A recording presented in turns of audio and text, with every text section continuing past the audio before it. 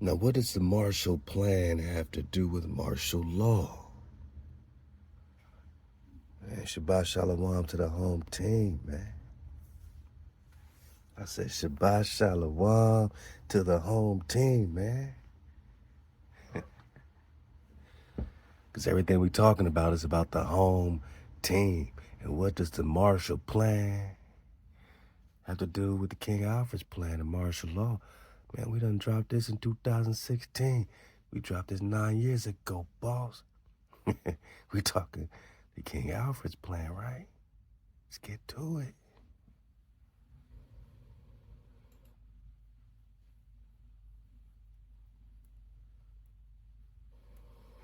Yeah, balcony service.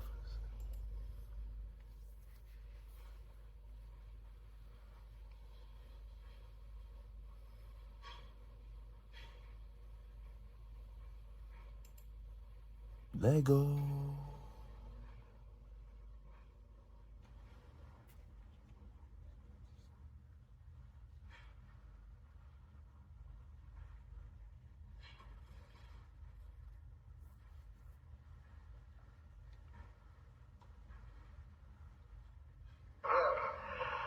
The message for today, brothers and sisters, is entitled The King Alfred Plan. The extermination of blacks in America.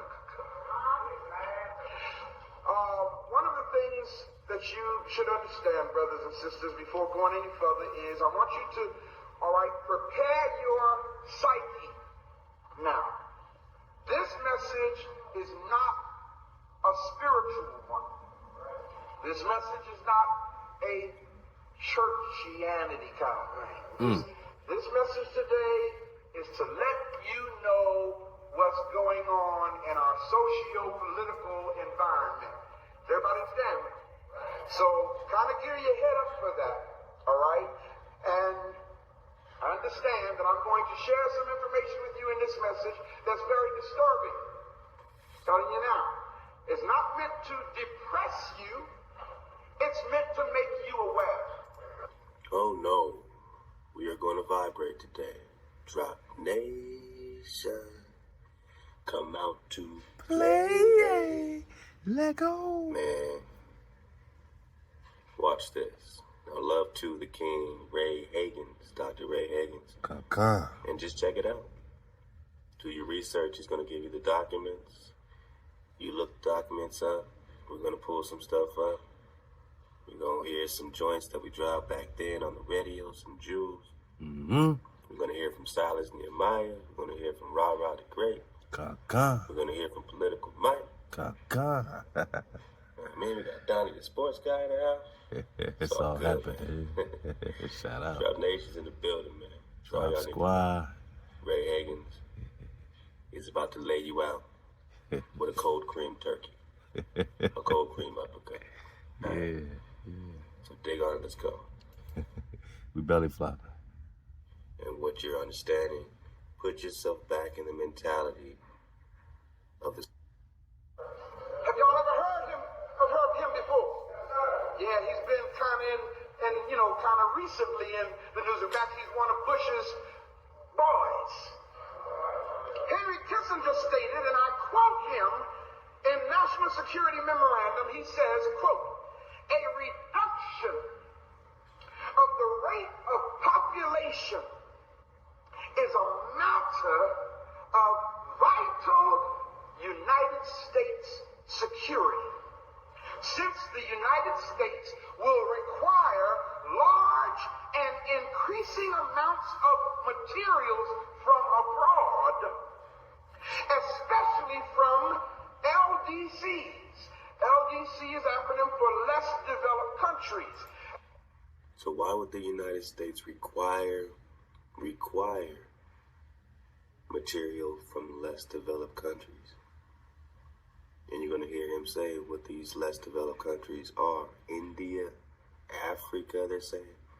So according to their version of development, where we know all the technologies, all the drought that's being covered up in all of our indigenous areas. But they're going to call them less developed, and they're going to require these materials. And you got to just understand the flip right there is, why would you need something from a less developed country? You only require to be developed. And so you extract materials from other developed areas that has developed materials that you need. Or else you don't need anything if you are a developed country. Makes sense psychologically. You don't need anything if you are already developed. Only when you're less developed do you need help with your development. Bang. So they require materials from less developed countries. Well, you see that that's the invasion and colonization and hijack 101. Bang. Matter of vital United States security. Since the United States will require large and increasing amounts of materials from abroad, especially from LDCs. LDC is acronym for less developed countries. And of course, LDCs, you know what they call that? India, Africa. That's where they say the less developed countries are.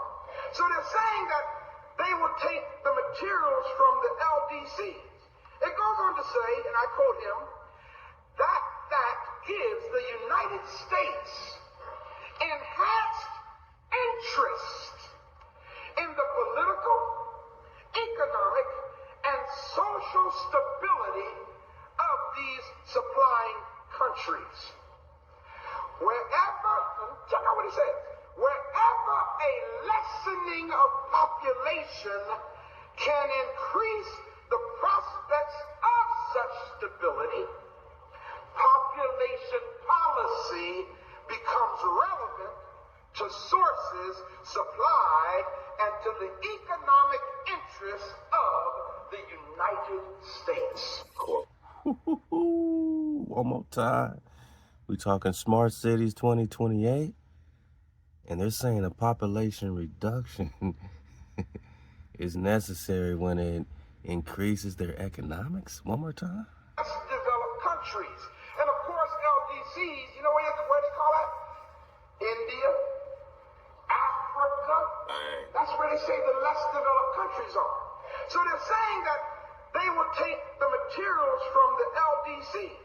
It goes on to say, and I quote him, that gives the United States enhanced interest in the political, economic, and social stability of these supplying countries. Wherever, check out what he says, wherever a lessening of population can increase the prospects of such stability, population policy becomes relevant to sources, supply, and to the economic interests of the United States Corporation. The economic interest of the United States Corporation, whenever they can see a situation where they can decrease your population for benefit. Whoa.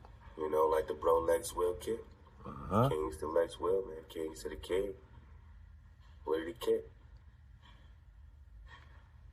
He said, it's not about black or white, it's about land, resources. Think in terms of land and resource for a second. What would you do if you didn't have it? What do you do? What's the microcosm? They just want your resources. They'll call you anything they need to call you so that you don't call yourself indigenous. Because when you call yourself indigenous, you look for your natural resources because they belong to you by the Most High's divine lot, your order. No one wants to think in terms of divine order and lot. They just want to take and steal and rob and murder and mutilate. And this is what we're getting at. Let's get a little bit more of this. I advise everybody to watch all of it. We're going to go ourselves into the King Alfred's plan. Let's get a couple more minutes. is in this world? The United States government. They have been for some time, brothers and sisters. Ex-President James Earl Carter, y'all call him Jimmy Carter, fanned the flames of this program when he issued a directive to Congress on May 23rd, 1977. President Carter ordered that a 3-year study on how to reduce the world's population be implemented. Whoa. This program or study was called Global 2000, the report to the president.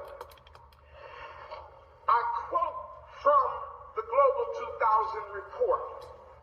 Here's what it says, quote, that there will be zero population growth for the whites on Earth by the year 2000.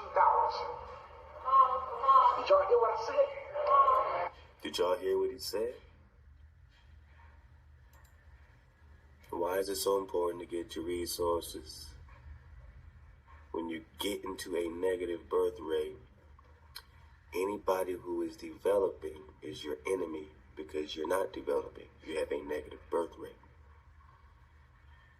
So you scrounge for your resources and you do everything. You bomb them, you mutilate, you spray your bombs of metals and barium and desiccated blood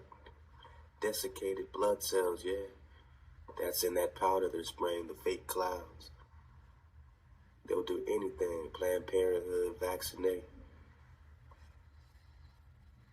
Man, you don't think you're at war? It's a frequency war. Frequency has materialized. Listen, with your eyes. On how to reduce the world's population be implemented. Listen up. This program or study was called Global 2000. Global. The report to the president. I quote from the Global 2000 report. Here's what it says. Quote, that there will be zero population growth for the whites on Earth by the year 2000. Did y'all hear what I said? Their study said if we don't do something, there will be zero population growth for white folk by the year 2000. It goes on to say, and in order to preserve the survival of the white race, lands which contain resources that the United States needs must be freed of its population. Whoa. Brothers and sisters, it's out there in documents. We've been dropping on it, man. Hey, Hab again, man, to all the soldiers on the front line, man. You know, you heard me shout out Lex Will. You've been dropping on the front lines, man, from the very beginning, man. So we appreciate all of the researchers, man, the real ones, you know what I'm saying, that's been dropping it. And you heard what he said, man. Population, you know, they don't mind lessening the population. And even though we're talking about Nagas, you know what I'm saying, primarily, everybody can be collateral damage, you know, when it comes to the global, you know, perspective of things. we dropping some drop today. This is something I normally, you know, will get ready for Patreon. Yeah, I'm gonna get it ready anyway for Patreon because we're gonna continue, you know, this series. We're gonna go even deeper, man. So make sure you subscribe or, you know, following us or, you know, popping in on the Patreon, whatever you call it. Make sure you click that link. Make sure you tuned up in the Patreon because YouTube is, we're going to go so far on the YouTube with this. We already know that. But listen closely because this don't just apply to so-called black people. This applies to Smart Cities 2028, right? It applies applies to direct energy weapons. It applies to these fires that many are saying, you know, seem to have some controlled element to them, some pre-planned element to them. Population growth for white folk by the year 2000. It goes on to say, and in order to preserve the survival of the white race, lands which contain resources that the United States needs must be freed of its population. Now, you don't think that also is referring to Palisades and Malibu? We know Altadena, you know, loves the Unnatural by law. Make sure, you know what I'm saying, you continue to donate to the Fund for Natural by Laws. He's going family to family with this, man, making sure we do our part, man. So this is just one step we're taking. We got many more coming, my Naga, but make sure you click the GoFundMe for Natural by Law. We're talking Altadena. We're talking historic black or Naga copper-colored neighborhoods. And we know all this is copper-colored neighborhoods when you got all these beautiful houses and Palisades in Malibu. We know all this is Nagaville. All of it. But even if they got, you know, some rich Caucasians living wherever now, the, you know, so-called government, they don't care who's there, man. When they got a system that they want to run, they don't care what color you is. You know, if you ain't a part of one of their families, it don't matter what color you are. And, you know, a lot of so-called whites, you know, find themselves in these in-between situations, this collateral damage situation, you know what I'm saying, where, you know, they're white enough not to be, you know, discriminated on our level per se, but they still get discrimination when it comes to their elite classes and yada yadas. You know, they got their own bloodlines to deal with. They get discriminated in their own type of situation. You know what I mean? When it comes to the global thing, you think the people behind the global push are white? You must not have been rocking. You must not have been in the classroom. You know what I'm saying? We know it's a more and more war. So get the white-black thing out of your head bone. When you start hearing global, get that white shit out your head bone. We're talking about bloodlines. We're talking about tribal war. It don't matter who's in the way. When they want your resources, they coming for your resources. Rights on Earth by the year 2000. Did y'all hear what I said? Their study said if we don't do something, there will be zero population growth for white folk by the year 2000. It goes on to say, and in order to preserve the survival of the white race, lands which contain resources that the United States needs must be freed of its population. The white race is not Caucasians, man. The white race is a status, my nigga. And if you don't sync up with this status at its highest level, you in the way. There are blacks that are whites, according to status, right? You remember people trying to get you to change your status to white, right? Because it's a status, right?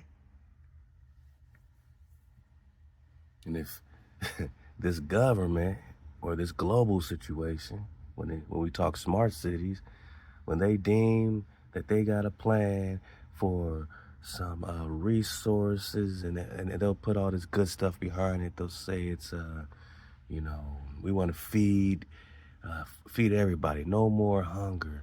No more yada yada. No more poverty. They're going to wrap it up like a nice bow to it, right? Wrap it up in a nice ribbon. But in reality, it's double talk, man. This ain't no whites getting rid of blacks things. This is a status. This is a more and more war. This is a targeted war. And yeah, you're going to have some so-called Caucasians that are caught in between. And they have to figure their thing out. We're being targeted directly, man. We're talking about the King Alfred Plan. Whoa. Tribal war. Brothers and sisters, gangsters, it's out there in documents.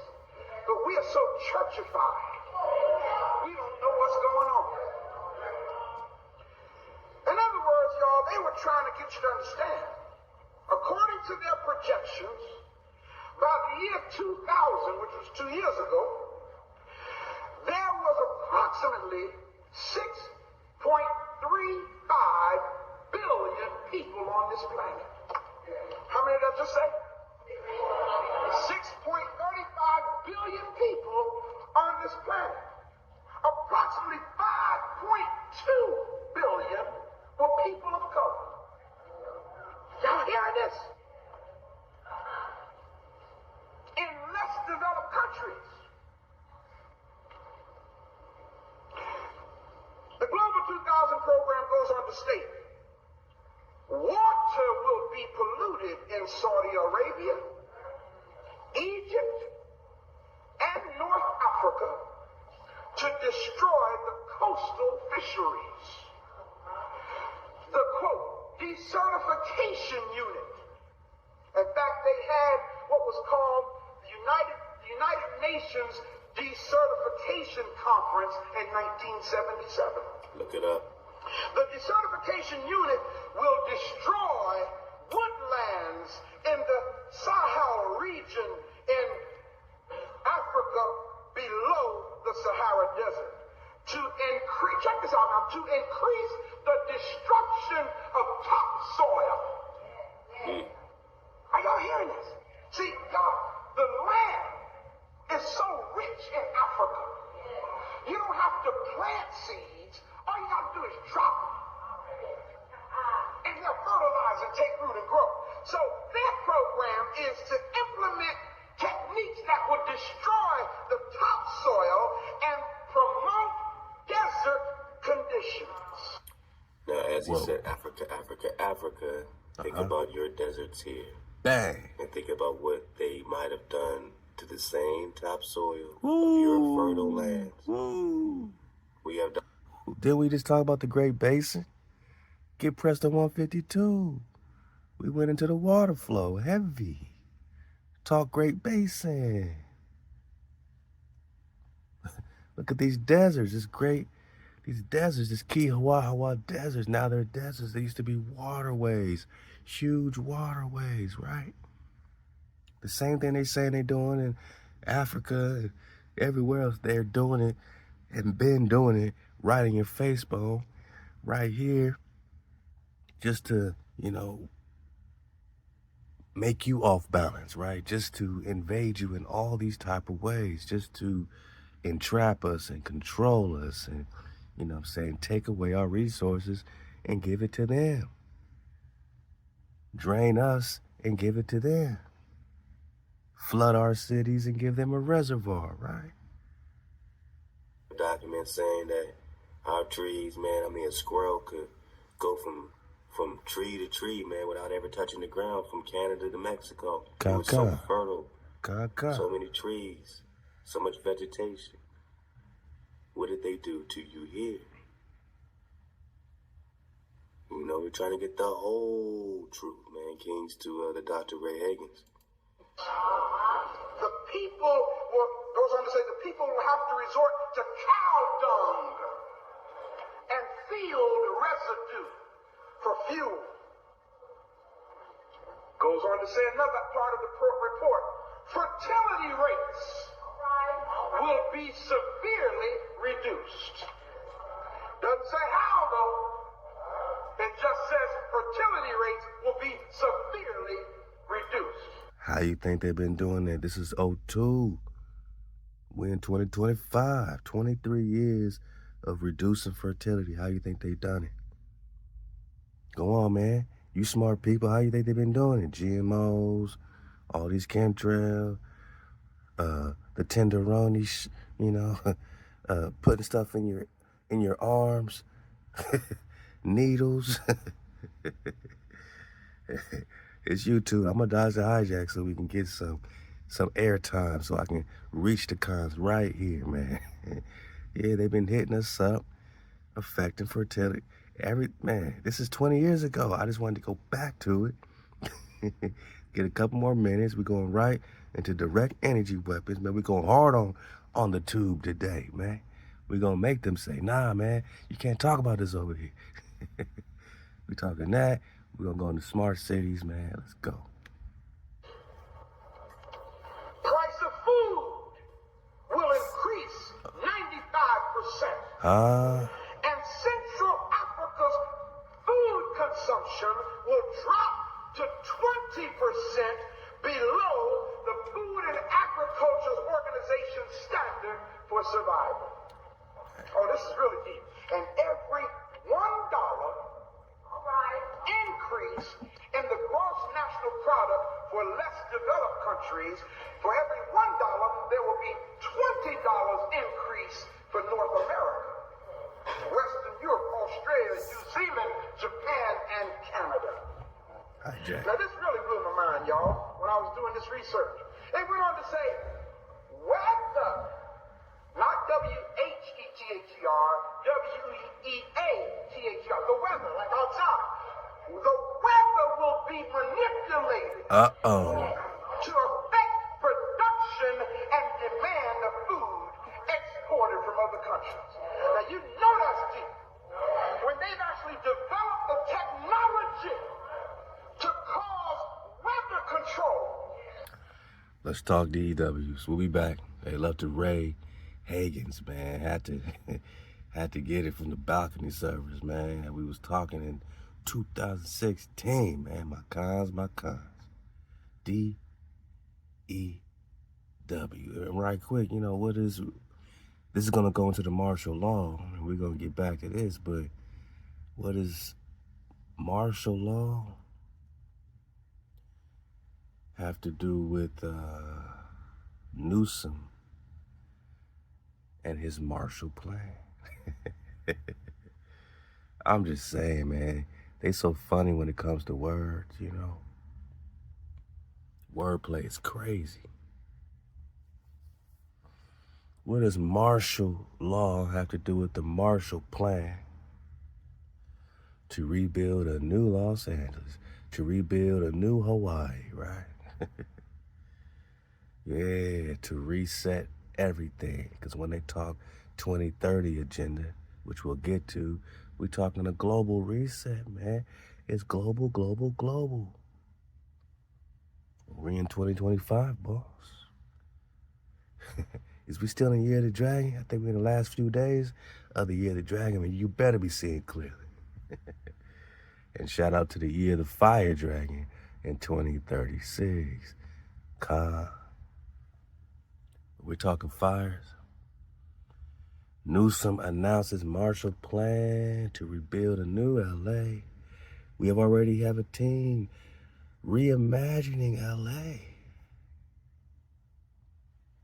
Resetting LA 2.0.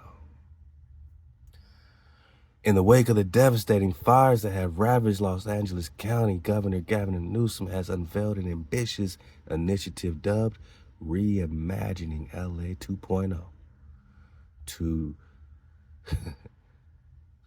destroy, reconstruct, the city. Yeah. The plan, which he refers to as Reimagining LA 2.0, aims to rebuild the city.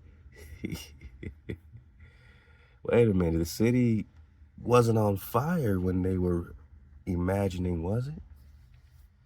When this imagination started, did they imagine a fire tearing through all these towns at once, accidentally, because of arson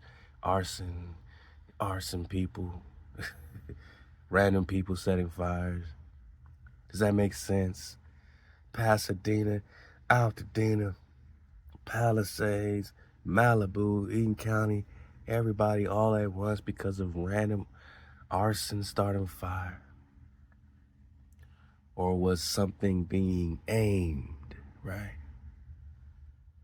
Reimagined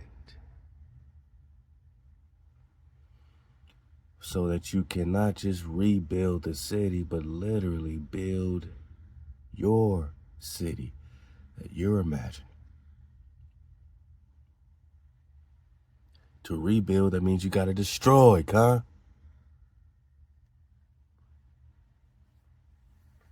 Now you got all these families without houses because you destroyed their homes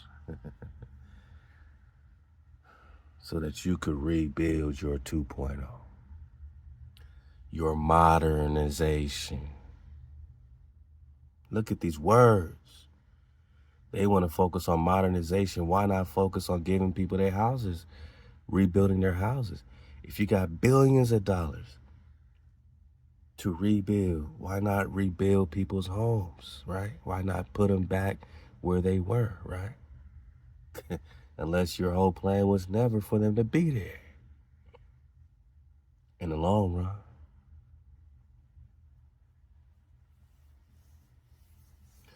You got tens of billions of dollars. Did you already have that to rebuild before you destroyed? Or did you use some of that to destroy so that you can rebuild? Did these people ask for you to modernize their homes, or do they just need a home to live in, right? Resilience. Whose resilience? Particularly in anticipation. I mean, look, if you're cutting out the insurance policies and you're cutting off the fire hydrants and all the water, who has to be resilient? These people don't have a chance to keep their stuff. There ain't no resilience. You have to be resilient against those that are waking up. This resilience is not for the people.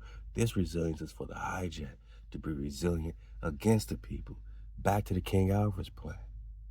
They want to be resilient against us. We're going to get that again, how they say, hey, we're going to lose these cities to these Nagas that are going to rise up. But then we're going to come with our tanks. We're going to come with our military. Now we can talk martial. Now we can talk martial law. And martial law is their plan. That's the rebuilding. That's the new LA. That's the LA 2.0.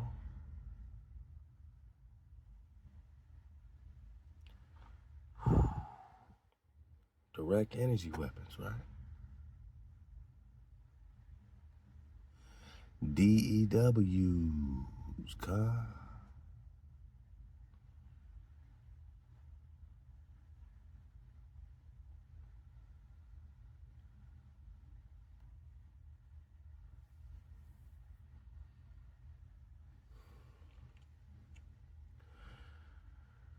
So everything we talk about, for the sake of YouTube, is allegedly, boss. Allegedly. We don't know. We're reading what's out there.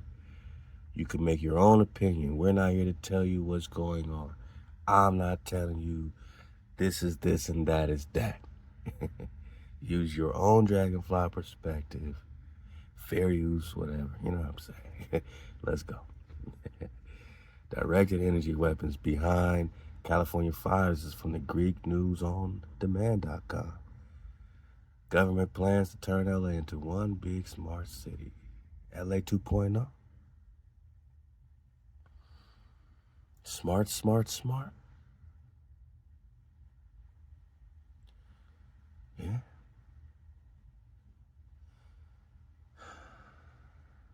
It is now abundantly clear that the government, the Defense Department, and other sinister government agencies are behind all these artificially made fires. I'm not saying it. Some people are saying this. We should look into it, huh? Even the residents of California now believe this. Read also California Fires exclusive, complete and utter devastation of homes, schools, and more in Altadena and Pasadena. Citizens believe government behind it all. The World Economic Forum has been turning whole major cities and regions of countries around the world into quote-unquote smart cities. This is not an isolated incident, my Nagas. We could talk Hawaii, We can talk Chile, right? Man, it's happening all around the world. So we talking global. When we talk smart cities, you ain't talking sovereign government, founding fathers stuff. You're talking the global power that's always been there, revealing itself, right? 15-minute cities, right? Code word, where they can contain and control the few citizens that are left after the great culling, with whatever that entails. So whoever's left after this Rex 84 reminds me of the Rex Negoose, right? They try to take out the Rex Negoose and the tribe of the Rex Naga, King of Kings, that are left after the Great Reset. That's who they want to contain and control in the smart cities. There's going to be more like prisons, really. It's kind of like what they were saying about Walmarts and all that stuff closing down, how they're turning that into these centers, these, containment centers, you know what I'm saying? Control centers, right? Concentration centers, right? They use laser weapons or directed energy weapons in order to burn people out of their homes. It's YouTube, so unaliving people, right? Snatching their property. This is what they did to the people of Lahaina in Maui, Hawaii. And when you look at that devastation, Managa, it is absolutely identical, man, to the type of devastation, even in Baghdad. 'Cause I'm sure they did it other places. Research Agenda 21, we're going to talk about 2030. DEW, or direct energy weapon, laser weapons, and U.S. Space Force based in Maui, along with essential military infrastructure. How China greatly benefited from the disaster. Because it's global, right? There are reports that the cement in the California has been turned to dust while the trees and bushes have remained intact. I mean, that's targeted, right? Also, remember when all those homes in Lahaina had blue roofs, did not get burned. Well, the same thing is now happening in Los Angeles. Research the homes with the blue paint. Man. For more, in a nutshell, lasers do not burn through anything that is painted blue. And the elite in Maui knew this. Man, that's Science Drop 101. And that's why people like Oprah Winfrey decided to paint their roof blue months before the fires there. It is now being reported that blue objects, trash cans, etc., that have been found in burned California homes have completely remained intact. In other words, the lasers of the direct energy weapons are not burning anything blue in the Los Angeles areas. This is 100% proof that laser weapons are being used to burn these homes here and not Mother Nature. People keep saying Mother Nature knows, what Mother Nature's doing. No, they know what they are directing their energy weapons at, and you have to look deeper into the plan, right? Into the plan, right? DEWs.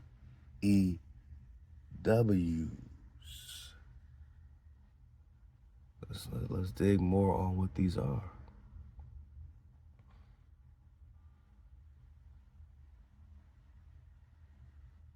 From brutalproof.net.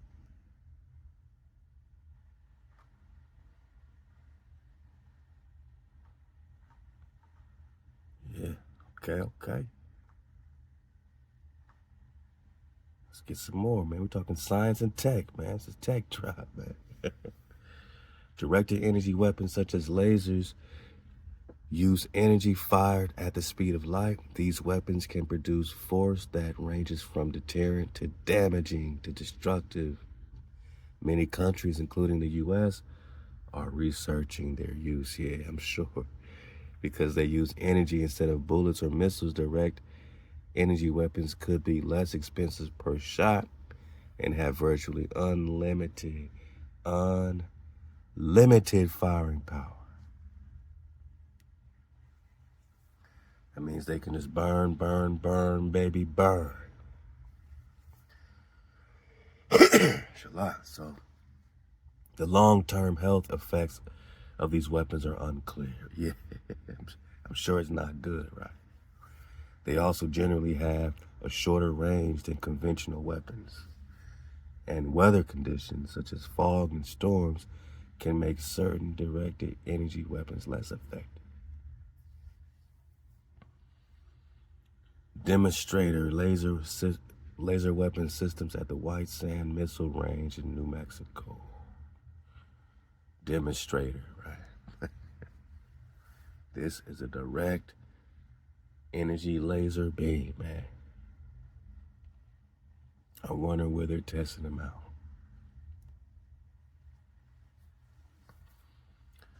There's a surge in interest in directed energy weapons from several nations, including the U.S., primarily for counter-drone missions. Right. I guess I'll take their word for it. These weapons use electromagnetic energy to cause effects ranging from deterrence to destruction. They offer capabilities that conventional weapons may not, but challenges have so far prevented widespread operational use. Directed energy weapons, DEWs, use concentrated electromagnetic energy to combat enemy forces and assets. Or they use concentrated electromagnetic energy to burn shit down. But again, who's the enemy? To the global elite, who's the enemy, right? Anything and anybody, no matter what you look like, anything and anybody that's not what they plan. It's not part of their bloodline. These weapons include high energy lasers, right? And other powerful electromagnetics, such as millimeter wave and high power microwave weapons. Unlike weapons that fire bullets or missiles, DEWs can respond to a threat in different ways. For example, they can temporarily degrade electronics on a drone or physically destroy it.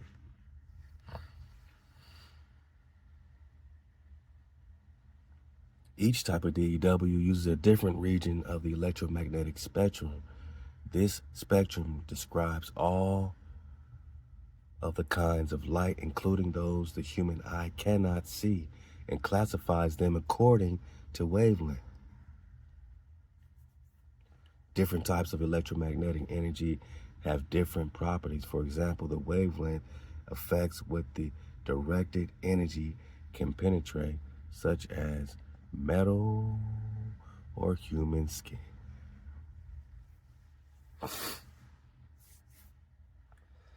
Let me get some beautiful tea.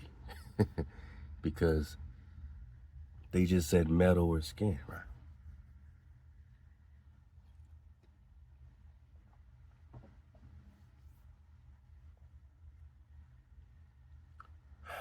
So you see the destruction, man, in Lahaina, Hawaii. You see the destruction in the Palisades and Altadena. They can turn it up to penetrate metal, right?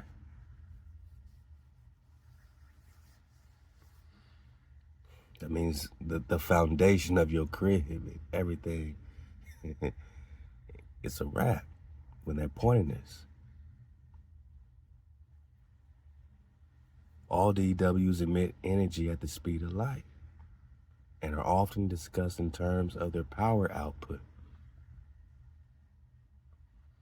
The amount of electromagnetic energy transferred over time.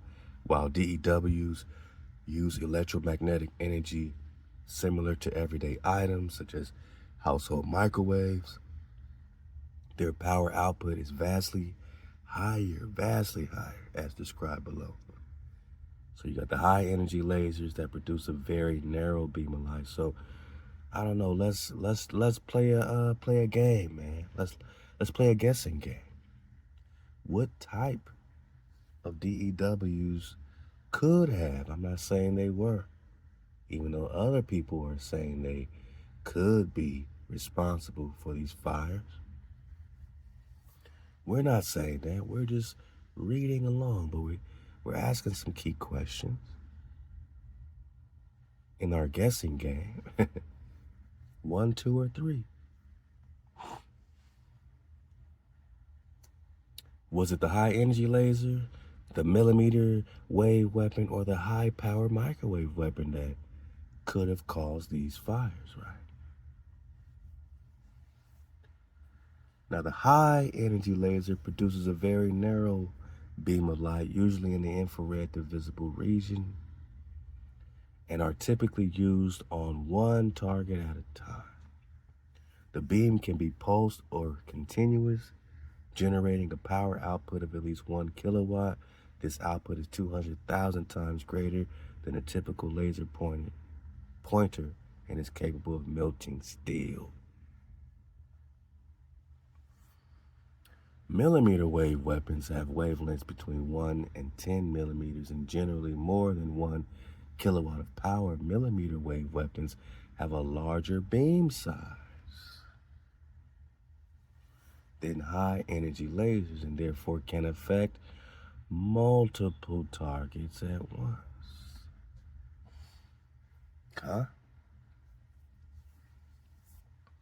So one typically is one target at a time, but it can it's 200,000 times greater than a typical laser pointer and capable of melting steel. The millimeter, though, has a larger beam size than high energy lasers and therefore can affect multiple targets at once. And then you got the high power microwave weapons, produce microwaves which have longer wavelengths than high energy lasers and millimeter wave weapons. These weapons can produce more than 100 megawatts of power, which is nearly 150,000 times more powerful than the average household microwave. Ooh. So take your microwave and multiply its power times 150,000, wow, right? And they can also affect multiple targets because of their large beam size. So you leave it in a comment. Which one, A, B, or C? High energy lasers, they do melt steel, but it's one at a time. Or do you think they hit multiple targets at once with a larger beam size? Multiple targets at once with the millimeter wave? Or do you need a longer wavelength than the high energy lasers and the millimeter wave weapons, right? Do you need a longer wavelength? 100 megawatts of power, 150,000 times more powerful than the average microwave. That can also affect multiple targets because of the large beam size. Yeah, I mean, I have an opinion, but it's just an opinion, you know. I have an opinion, but it's just an opinion. So each DEW can produce a range of effects from non-lethal to lethal. And if they're just trying this in those neighborhoods, imagine what they could do if they point them, you know, in regular hoods, right? Regular hoods, right? Now, I know the Most High with us, and I know the Most High won't let him cause that destruction on our people. I know we got, no matter what we going through, no matter all we experiencing, I know HaWah did not sanction them to eradicate our tribe. We always have a remnant, and we always have protection.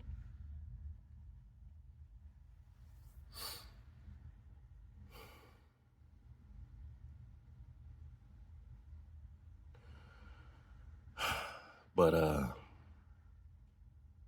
in Jacob's trouble, we know that the destruction, is, inevitable. You know what I'm saying? We're going to have a lot of people affected, and as we have had a lot of people affected already. But can they just point it and just wipe out all Nagas? Even in the book of Job, Satan was late to the party, right? Satan was late to the meeting. Satan popped up in the book of Job when the angels were having their meeting, and the Creator was there. And he said, man, where you been, Satan? Oh, man, I've been walking to and fro on the earth, jamming people up. Man, what's up, man? Sorry I'm late to the meeting, boss. There was no war that popped off when HaWah saw Satan. Satan is the goon, right? Satan is the goon of our Father's house, right? Satan is the goon that keeps the children in line when they're out of code, keeps them in check. He's the goon. This energy is the goon. You need 440 hertz, for these type of, these type of productions, man. These type of demonstrations. You need that goon, to put the demo down, right? To put the damage down. Just like you needed those angels in Sodom and Gomorrah to burn down Sodom and Gomorrah. Because they were out of code. And it goes from non-lethal to lethal, this damage.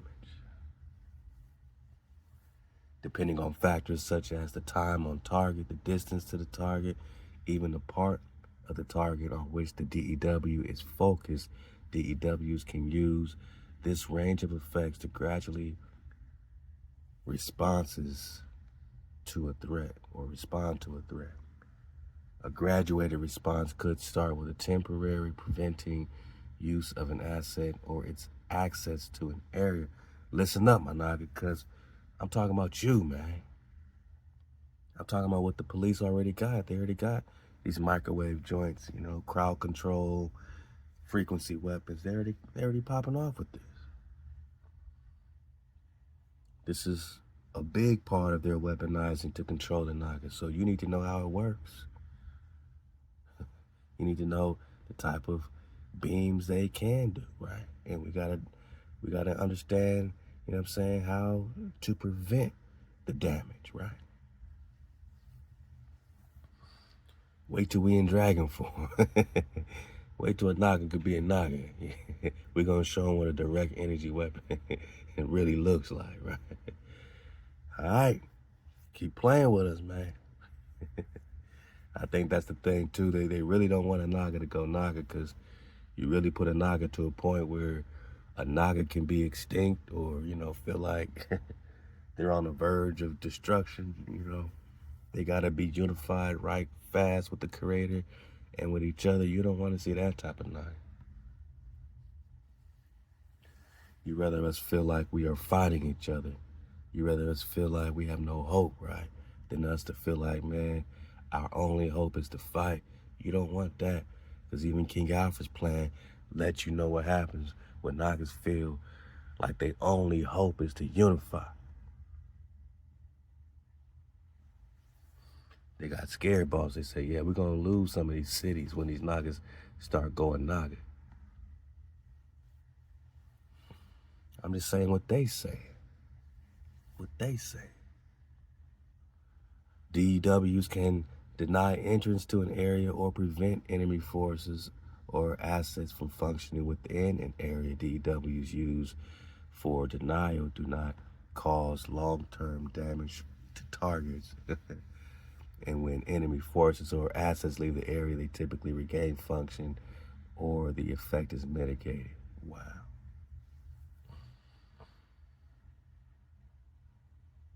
For example, the Department of Defense DoD active denial system uses millimeter waves that interact with the water and fat molecules in a person's skin to create a heating sensation. And some Anagas talk about feeling like they've been targeted, feeling like they get these sensations. What do you think, these towers have to do with that, right? These G5 towers, right? What do you think this Wi-Fi got to do with it, man? What do you think the silent weapons and the quiet wars got to do with it? They're burning your skin like a microwave, just like a microwave. The water fat molecules start to heat up. During testing, the discomfort persuaded individuals to move away from the area, so they start feeling their skin heat up. They start backing up. Just remember, man, what this feels like. DEWs can also degrade the efficacy of an enemy's assets. For example, high energy lasers can temporarily overwhelm a person or a sensor's ability to see or sense by emitting a glare caused dazzling. Dazzling can act as a nonverbal warning before resorting to increased force. And if a greater amount of force is required, because Naga's going Naga.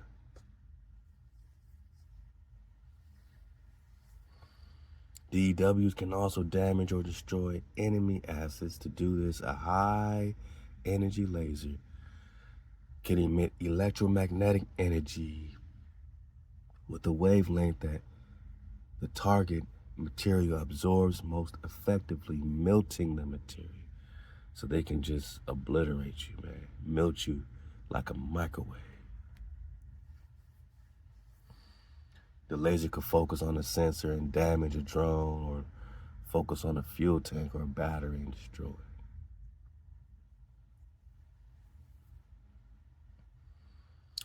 it. Yeah, they've been testing these for a long time, these prototypes. 2018 National Defense Strategy reports are spending about $1 billion annually for the last 3 years on research and development.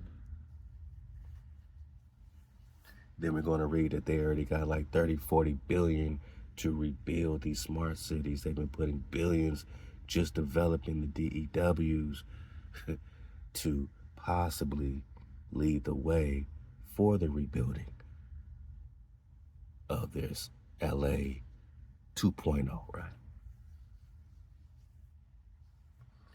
U.S. military has tested a variety of DEW prototypes since 2014, primarily for the counter-drone missions. Yeah, that's what they think they are testing it for. For example, the Air Force's prototype tactical high-power microwave operational responder, Thor. Come on, man. Come on, man. Rex 84, Rex and the Goose, Prester John. Wasn't Prester John fighting Thor in the Avengers Marvel series? Also known as Thunderstrike, right? All about DWs, man. Wasn't Prester and Thor fighting each other? Wasn't Prester fighting most of these hijack Avengers, man? Thor is Zeus, my nigga, right? So they're nicknaming this direct energy weapon Zeus, damn near.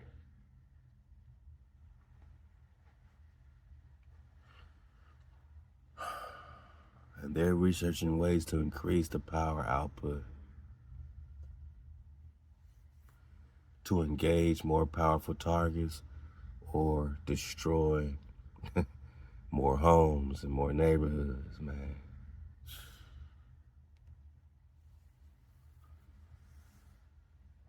Let's go. Wow. So,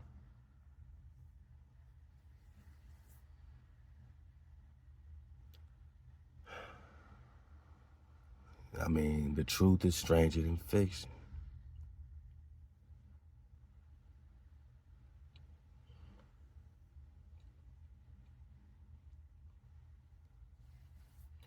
This page includes, but is not limited to, Lockheed Martin bragging about and demonstrating their directed energy weapons. This is from chemtrailplanet.com. A lot of these I had to find on Yandex because I couldn't find none of this on Google, man. None of this on Google. A History Channel documentary on direct energy weapons. People's footage of lasers in California the night the fire started, and of the strange and unnatural aftermath of the fires. The videos people took of the laser matched the demonstration given by Lockheed Martin and other official sources.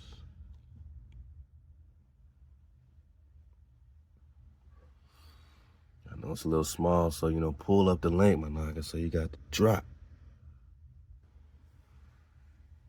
The news tried to give the impression that the over 100 fires in 2017 that occurred all at once were from a forest fire spreading into neighborhoods. Yet most of the trees didn't burn, boss. And there is no burnt path between houses that are next to or across from each other. Notice in the picture on the left how there was no burnt path between the two buildings, and how that though both buildings were surrounded by trees, none of the trees got burned. So this is the commonly occurring thing, man. Or even singed. So we're talking about, look at this.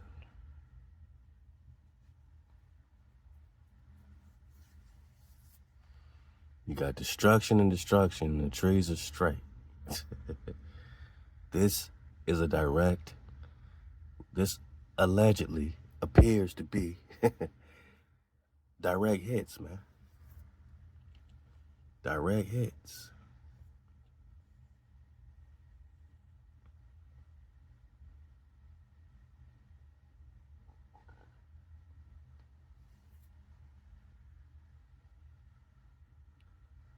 It is plain to see from this picture that a fire didn't go from one building to the other, but that they were both attacked from above or out or inside. Also, the wind could not have been strong enough to blow an ember the distance of the two buildings, as there aren't even any ashes, leaves, or broken branches on the ground. More pictures below.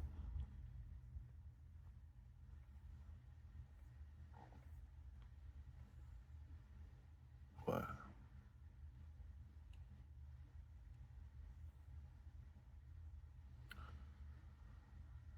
Portugal wildfire, which toasted the cars but did not burn the very thin trees. So again, this is happening globally, right, all around the world. This is 2017 in California. So they've been testing this stuff. No fire path led to the building, as if the building was attacked from above, right?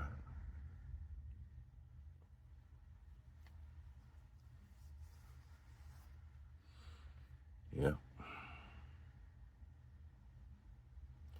Since the burnt line is so straight, it looks like a laser went across it. Wow.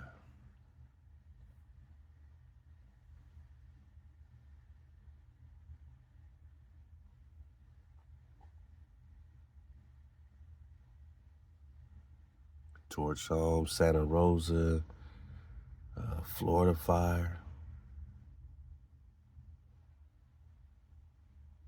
Trees are not even singed. Look at this, man.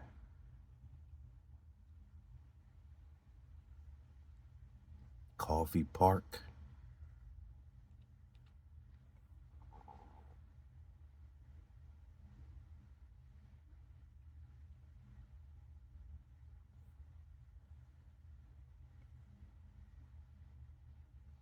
Just notice there are no entry points for any of these fires. This picture's from the Craze files where you can go find more.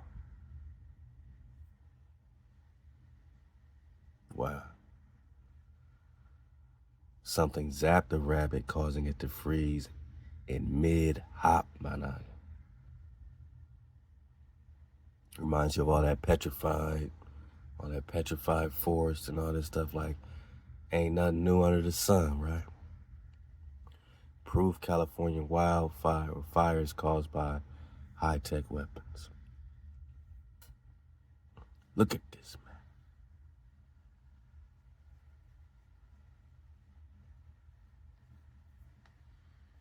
I mean, you know it ain't play.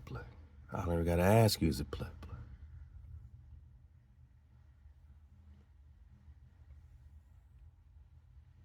So it says the fires in Canada, or California, Canada, Portugal, Tennessee, and other places were nothing like normal fires.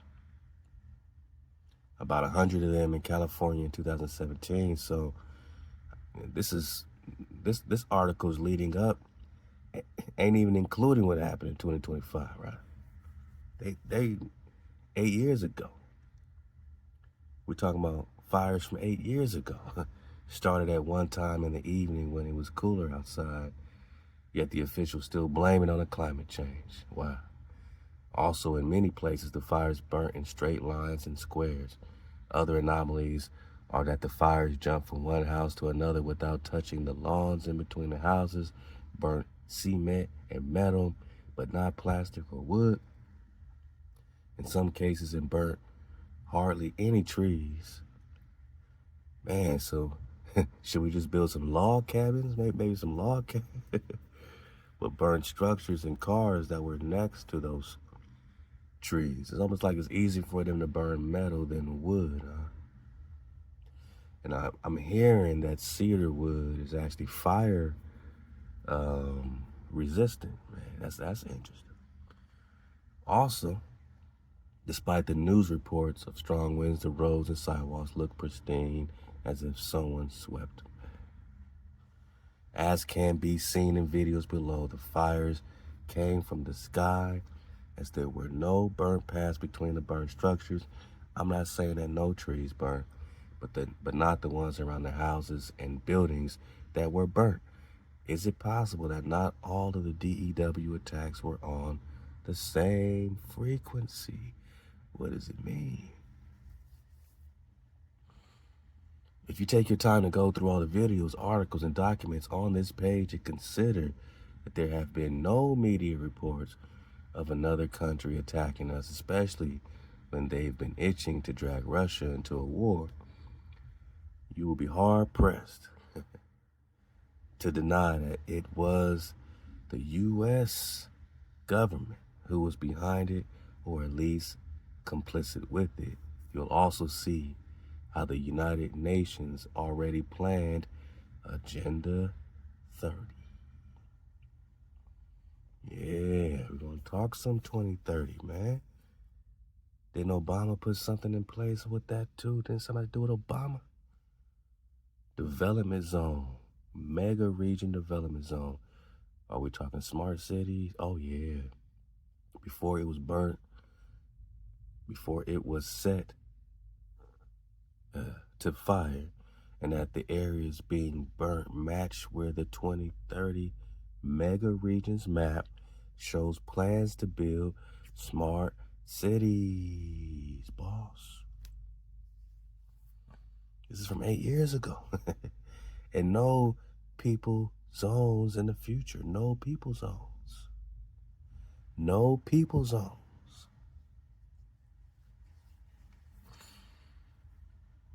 What better way to build a mega region smart city than to first burn down all of what is already there? So what are they gonna replace Palisades with, right? Altadeninas, huh? And what's next? You can learn much more about 2030 on the Agenda 30 page of this site. Okay. We're just learning more about the D, the E's, and the W's. From the burning platform, parallels to the Paradise, California fires, and Ping Pow, right?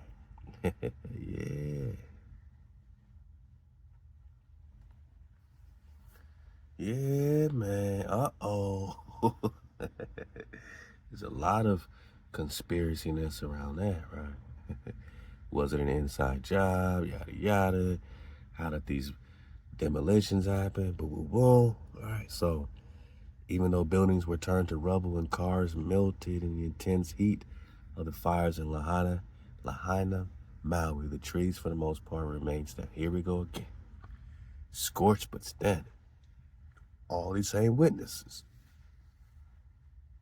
This is particularly odd when you consider that many of the trees were right next to buildings that were leveled by the fire. However, in a microwave or MASER induced fire,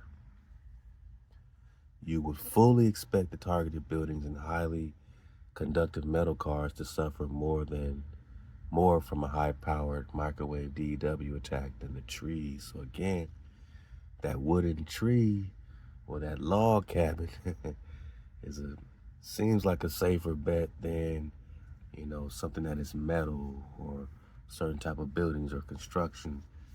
You know what I'm saying? Just looking at it. Although most trees in Lahaina did not burn down, at least one tree was filmed burning from the inside out. This was also seen in Paradise, California. Yeah. And elsewhere where HPM DEWs have been used, when large trees with thick bark are caught in the DEW microwave path, the sap on the inside heats up and catches fire because it is more conductive than the bark on the outside. Whoa. And the tree catches fire from the inside out. This is a phenomenon which can only be caused by microwave heating and may be why those using the DWs try to avoid hitting trees. Because it's a telltale that it's been hit by a laser, man. The scientific tale that the fires in Paradise, California, Quebec, Canada, and now Maui are caused by high-tech DWs is the fact that the Quebec fires started simultaneously and trees were filmed burning from the inside in Paradise and the Maui fires. No arson by any available accelerant could have melted engine blocks in cars and reduced the wiring harnesses of steel cores and radial tires to dust.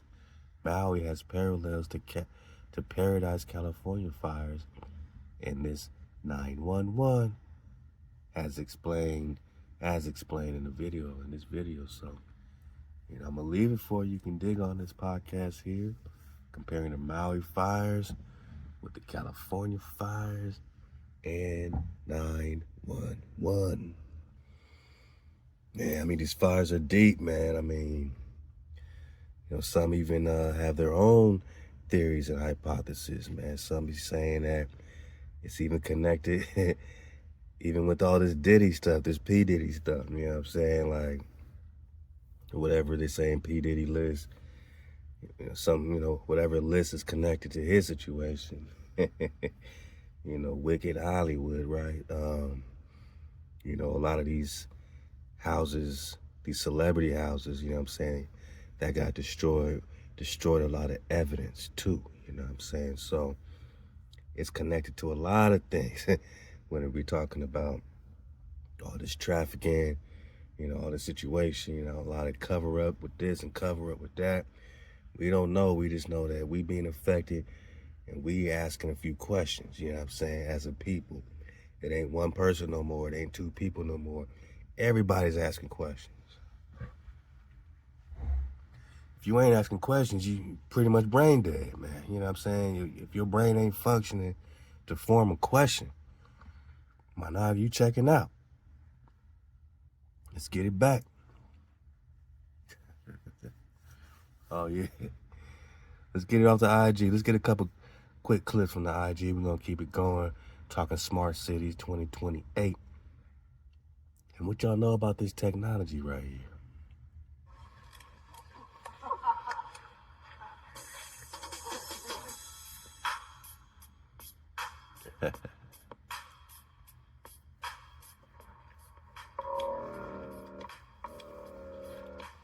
All about that bass. All about that bass.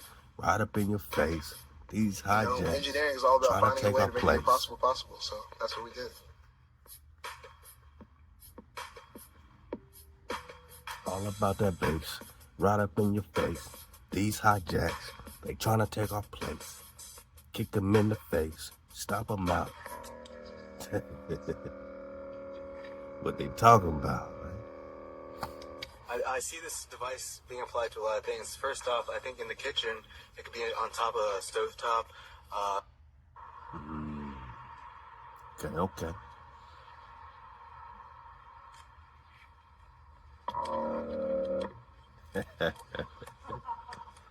Fighting fire with bass. We're talking frequency, energy, vibration, man.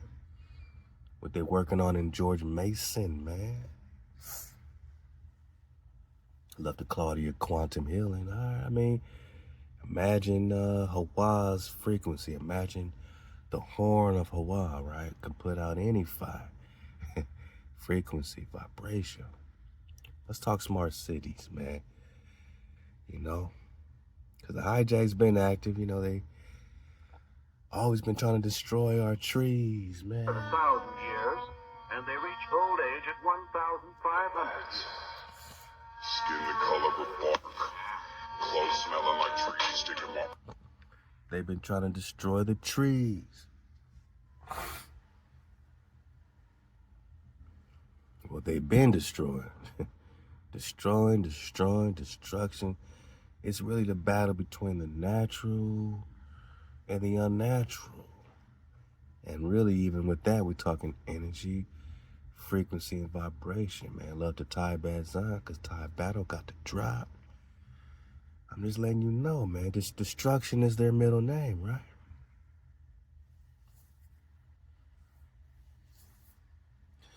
And now they slipping up and saying, before we started the fireball, before we started these fires, boss.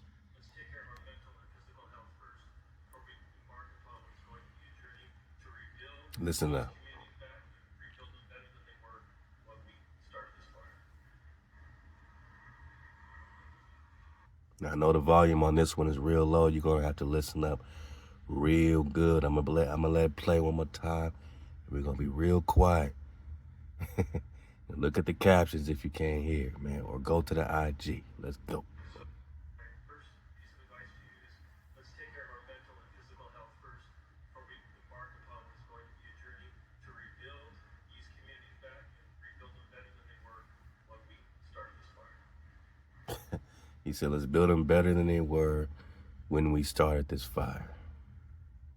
When we started this fire, man. I can't make this stuff up, man. Everybody saying, whoa, when we started this fire, what a Freudian slip. I tell you, boss, love the ancient futurism. Everyone's getting in on this. Everyone is getting at these hijacks. Let's talk SmartLA. So fires just happen to line up perfectly with the potential high-speed rail system that they are planning to put in for these smart cities. Okay. This is sort of reminding me of something here, guys. Remember in 2019 when Melbourne, Australia had their wildfires as well? It just happened to line up again with the proposed high-speed rail. Australia too, man. Everywhere. Quebec, Australia. They've been DEWing, doing up all over the place, man. If SmartLA 2028 proposed in December of 2020 with the plan to build a smart city. However, you can't really build a smart city on top of another city. You'd have to somehow demolish the initial foundation. Same thing that happened in Maui with the smart city proposal from March 30th to April 1st of 2023. And then the wildfires take place on August 8th to 11th. Now, what sort of wildfires demolish everything in sight, but leave the trees and the leaves still intact? I mean, like everything destroyed to the ground, yet this bush unfazed. It's crazy that these major insurance companies would pull their policies months before this happened. It's also crazy that the fire hydrants didn't have any water in them, just like Maui. And they just happened to pull $17.6 million in funding from the LA Fire Department 7 months before. Now, I am a conspiracy theorist, and that just means I'm a critical thinker. None of this is adding up. All of this is obvious what's going on. And I suggest you look into this if you're still on the fence. And make sure to like, share, and follow for more. Peace and love. Look into direct energy weapons. One more time, boss, because just look how all this lines up with this high-speed railway that they're building, right? And how does all this line up with the Olympics 2028? How does SmartLA, Smart Cities LA 2028 line up with the Olympics 2028, line up with Agenda 2030, boss? I mean, it can't be no play. So the California wildfires just happened to line up perfectly with the potential high-speed rail system. Managi. All right, so you got the high-speed rail system, look, you know. They getting ready for the Olympics, right? And look at the path of the fires. Direct hit. Direct hit. I can't make this up. High-speed rail system. What they hit Maui with. The same damn thing. That they are planning to put in for these smart cities. This is sort of reminding me of something here, guys. Remember in 2019 when Melbourne, Australia had their wildfires as well? It just happened to line up again with the proposed high-speed railway. The same damn thing. But first they gotta level the place, right? We have SmartLA 2028 proposed in December of 2020 with the plan to build a smart city. However, you can't really build a smart city on top of another city. You'd have to somehow demolish the initial foundation. Same thing that happened in Maui with the smart city proposal from March 30th to April 1st of 2023. And then the wildfires take place on August 8th to 11th. Now, what sort of wildfires demolish everything in sight, but leave the trees and the leaves still intact? I mean, like everything destroyed to the ground, yet this bush unfazed. It's crazy that these major insurance companies would pull their policies months before this happened. It's also crazy that the fire hydrants didn't have any water in them, just like Maui. And they just happened to pull $17.6 million in funding from the LA Fire Department 7 months before. Now, I am a conspiracy theorist, and that just means I'm a critical thinker. None of this is adding up. All of this is obvious what's going on. And I suggest you look into this if you're still on the fence. And make sure to like, share, and follow for more. We're gonna look into it, boss. Love to Tony Slackshot. We're gonna look into it, boss. Yeah, I mean, more people are witnessing these lasers, man. DEW. Holy God. This heavy rock fucking forward.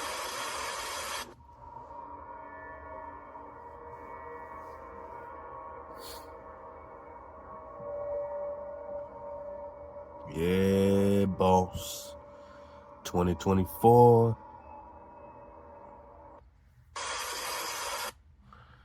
2024, boss. I don't know. They say the truth is stranger than fiction, man. Get in the classroom, let's pop off, man, because we're going to keep it going. LA to become a smart city by 2028? City of Los Angeles envisions a highly digital, and connected, which means they got, you want to be more connected? That means you're more connected with their AI, right? You're more connected with their, robotic police and less privacy means more connected. They want to be so connected to you. You got a computer chip, right? RFID chip in you, right? So they want LA to be more connected by 2028. The document outlines a plan to transform LA into a smart city. Just in time for the Summer Olympics. Well, I'll be.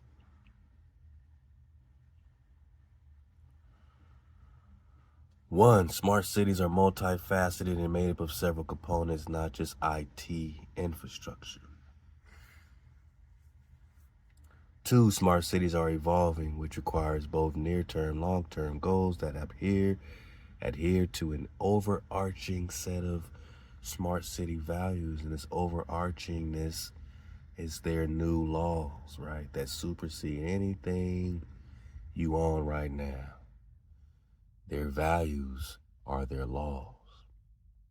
Three, smart cities require collaboration. Now we're talking global, where government and non-government entities work together.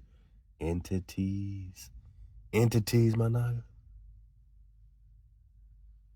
What type of entities, right? It's like humans and non-humans to deliver best-in-class services to the public. Sure, boss. Because we're so convinced that our government delivers best-in-class services to the public now that we're going to trust them to deliver more best-in-class services to us, right? After you've already taken our land, invaded us, subjugated us, Papal Bull, 1452 us. Now you're working with non-government entities, which is everyone outside the government, man. Or specific entities outside the government, man.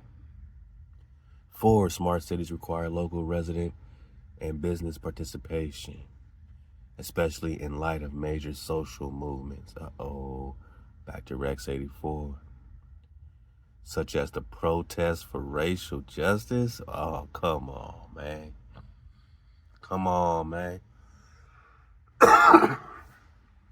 Shalak, so look, man. They're not just talking about race in the Rex 84 King Alfred's plan targeting Nagas, specifically targeting so-called black people. But your protest for justice, these smart cities and this participation is supposed to be in their favor to help them against you protest. The digital divide, the social impacts from the tenderoni, right? People waking up, people taking a stand. They require local and business participation. Because if you are protesting, then these businesses can now cut you off. Oh, no more credit card. Resident, oh no more residents. Because you are protesting for justice. Smart cities don't happen by accident. Oh no. They require careful strategic planning and investment to become intelligent urban ecosystems designed for humans that live there. Humans. Who else is going to live there? Careful strategic planning sounds like doom meditation, right? Papal Bull, Doom Diverses, 1452. They meditated with doom meditation to plan out your subjugation, your genocide, and the raping and pillaging of all your resources, movable and immovable. We just talking smart cities, boss. Let's keep going. That was homesteadingtoday.com. This is, I'm just pulling them links. This is sportskey.com. Kita.com. And they're more talking about the conspiracy of things. So I like to hear from both sides, man. These jabronis thinks it's all a conspiracy, boss.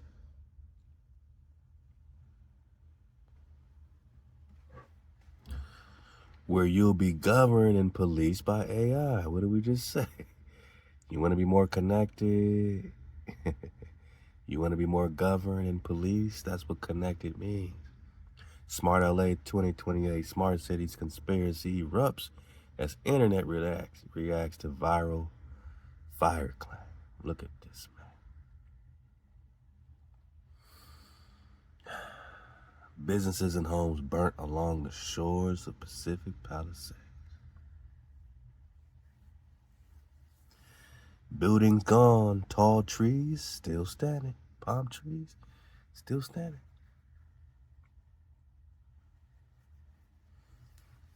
SmartLA 2028 refers to the initiative to turn LA into a better city. Wow. Using technology, huh? And it is currently trending in the wake of a raging wildfires the city has been experiencing since January 7th.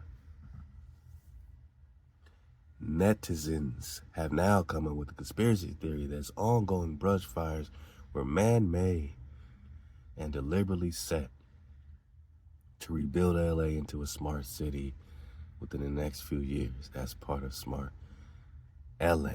2028 agenda. It's just a conspiracy. Is it, boss? I mean, that's all they saying here. All right, let's keep going.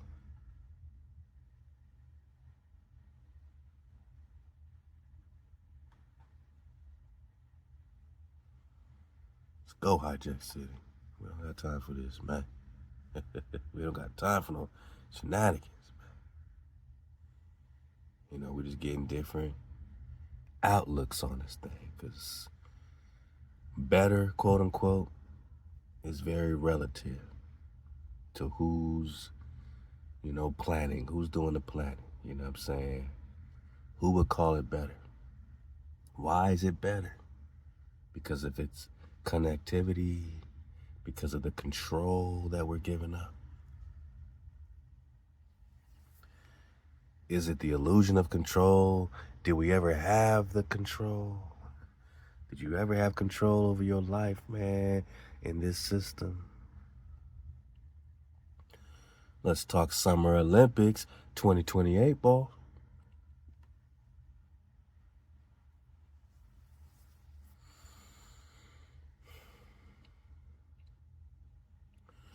SmartLA 2028 is the city of Los Angeles' strategy to becoming a smart city in preparation for the 2028 Summer Olympics. Makes me wonder, in recent times, have they been implementing this same Olympic thing? Let's bring in some smart cities, in every Olympics. Is the Olympics a cover-up for them just to come in and start redoing stuff, right? Start making it better, right? Start adding their technology.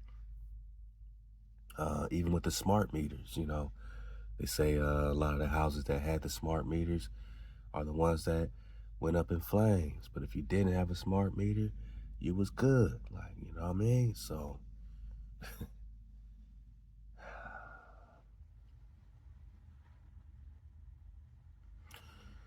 SmartLA, right? A roadmap to 2028 Summer Olympics that uses technology to transform the way people live, work, and move. Technology like direct energy weapons. A strategy to coordinate and invest, or connections again, and invest in smart cities efforts across city departments, right? A way to address urban challenges like racial injustice. Your smart city's gonna help people that are racist, boss? You're gonna help people not be racist no more? Like what? Natural disasters, really? So you cause a disaster to say you're stopping disaster. and environmental changes. So you cause the environmental change and then say you're here to stop environmental changes. So this is the forked tongue of these hijacks, man. 56 new goals that use technology to improve the quality of life. Again, improve, make it better. Quality of life. Whose quality? Whose life?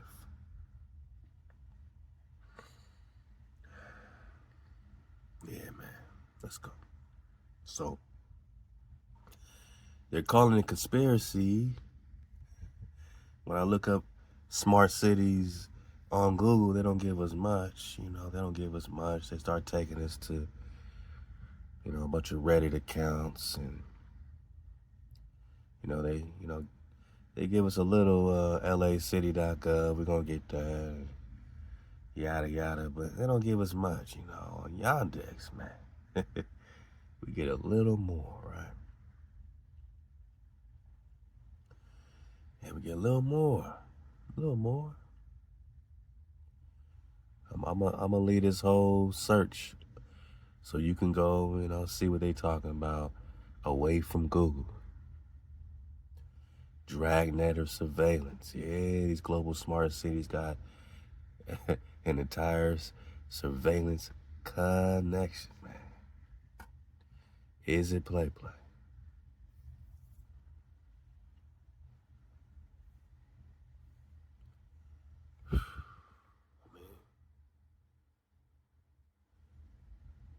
Let me get that, man. This is crazy. Wow.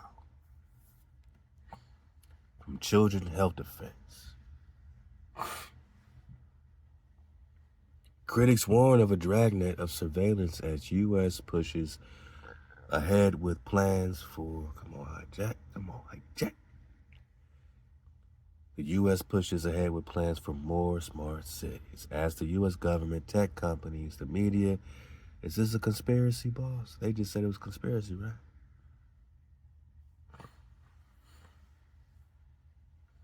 The media and urban developers double down on the idea that future cities must be smart, quote unquote.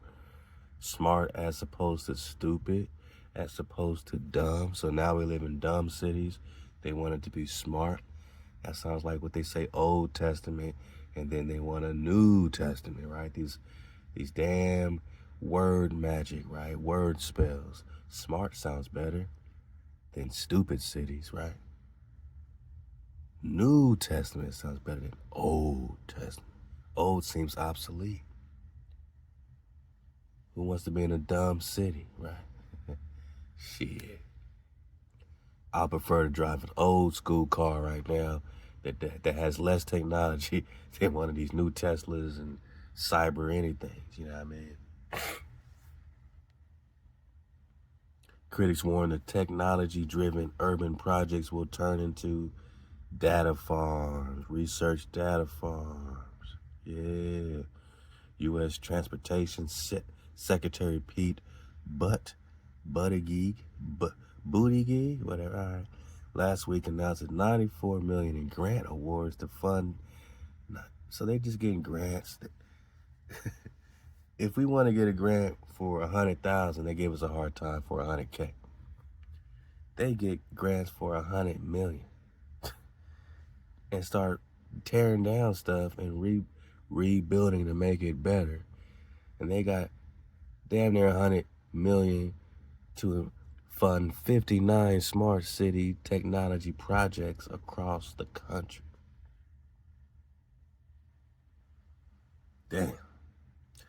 Despite widespread and mounting pushback against biometric surveillance and control systems associated with smart city technologies and the failure of the U.S. Department of Transportation previous attempt to grant fund smart city transformation in Columbus, Ohio, Buttigieg told The Verge he thinks smart city technologies matter more than ever. Cities just need to take a different approach, experimenting, right, with and testing out different technologies first rather than implementing a grand unified system all at once, Buttigieg said. The new grant's part of the Strengthening Mobility and Revolutionizing Transportation, or SMART grants. So strengthening mobility and revolutionizing. Yeah. A revolution means 180-degree change, complete change, right? So they're saying they're changing everything in transportation, back to the high-speed railway we just talked about, and why allegedly these homes are being leveled and targeted. The first round of $500 million in funding that will be awarded for smaller smart mobility projects over the next 5 years, authorized under 2021 bipartisan infrastructure law. They're passing all these laws, bipartisan law. That means they're working together, right? In this funding round, DOT awarded SMART grants for a range of projects, including drone surveillance or delivery, smart traffic signals, connected vehicles. You see these robot vehicles all over the place now? Every time I'm out, I see a damn robot car. And somebody told me, man, they just really trying to get us used to seeing them, or really not even us, trying to get our children used to growing up seeing these robot unmanned vehicles, transportation, unmanned this and unmanned that. They're trying to get our children programmed into this, man. Autonomous vehicles, right? Smart grid development, huh? And intelligent sensors and Internet of Things, IoT infrastructure. Some cities, including LA, received multiple grants. Smart city development typically focuses on the implementation of technologies like IoT, 5G, cloud, and edge computing and biometric surveillance to track, manage, control, and extract profit from an array of urban processes. We were just talking about these towers, right? Talking about them towers. Whitney Webb, an investigative journalist and smart city critic. So you got investigative journalists against this. She didn't say it was a conspiracy. They didn't call her a conspiracy theorist. She's an investigative journalist. And she's a critic. Shout out to Whitney Webb. She said smart city infrastructure is meant to facilitate the development of cities, quote, micromanaged by technocrats via an all-encompassing system of mass surveillance. But if you speak against this, you're a conspiracy theorist. Well, old boy said, yeah, I'm a conspiracy theorist. That means I'm a critical thinker. That means I'm thinking about why do you want to micromanage and have mass surveillance and all this connectivity on a knock. So these Internet of Things provide a constant and massive stream of data that is analyzed by artificial AI, intelligence. Whoa. I mean, this stuff gets deeper than deep. Global market for smart cities projected to reach $696 billion by 2028. So we talking 2028 smart cities? They're projected to have $700 billion invested in this by 2028. It's not just the Olympics, man. It's global. But the Olympics is global, right? So they can use the Olympics to push through your cities, your town, and revamp everything, reimagine 2.0 everything, right? But pushback hasn't stopped tech visionaries and states from moving forward with smart development projects. The global smart cities market is projected to grow to $696 billion by 2028, growing from $467 billion in 2022, according to a market research report published Monday. Webb reported that soon after Schmidt commented on the vision behind the Toronto smart city, The New York governor, Andrew Cuomo, tapped him to lead an effort to reimagine post-pandemic life in the state, building smart city infrastructure through partnerships with the Israel. Come on, man. Come on, boss. So they're going to go over there to Israel to get partners because they already are teamed up and tribed up, right? Everything they do, this government has to support it, right? So now, of course, they're working together, and now they're partnering with them over there to build infrastructure over here. Oh, no. Oh, no. In fact, the Tenderoni lockdowns led to a series of positive PR pieces promoting the implementation of smart cities. And, man, can you imagine if you was locked down in a smart city? Can I call these dumb cities instead of smart cities? Because these are some dumbass cities, man, right? Can you imagine if you was locked up in one of these dumb cities, and they're all connected and they're really locking you down? You're like, how can they impose a curfew in a smart city? Oh, boy. They can put a curfew on you real tight, right? With robot dogs and everything else, right?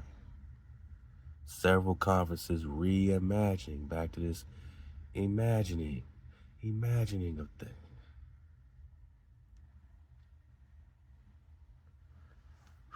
Check this out, man.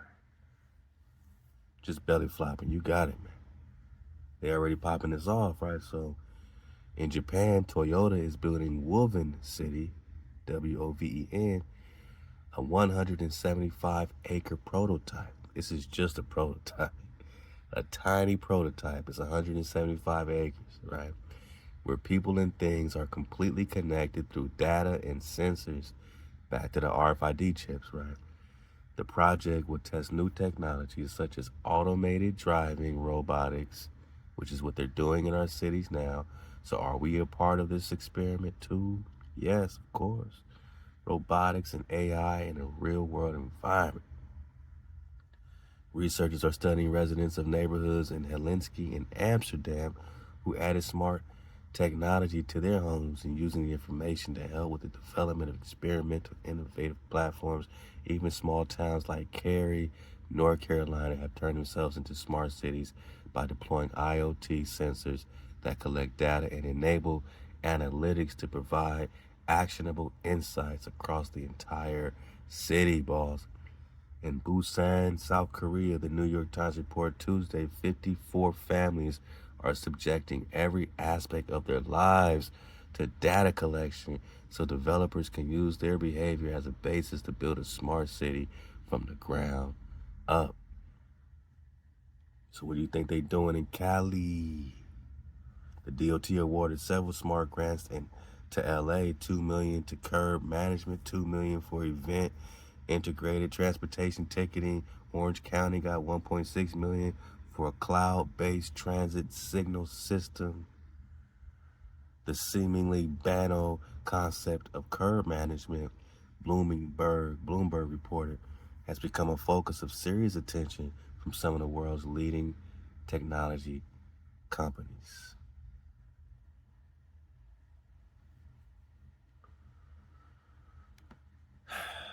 So yeah, this brings you into these scooters and bikes and delivery drivers and Ubers, everything working together, man. And imagine all the information they're collecting.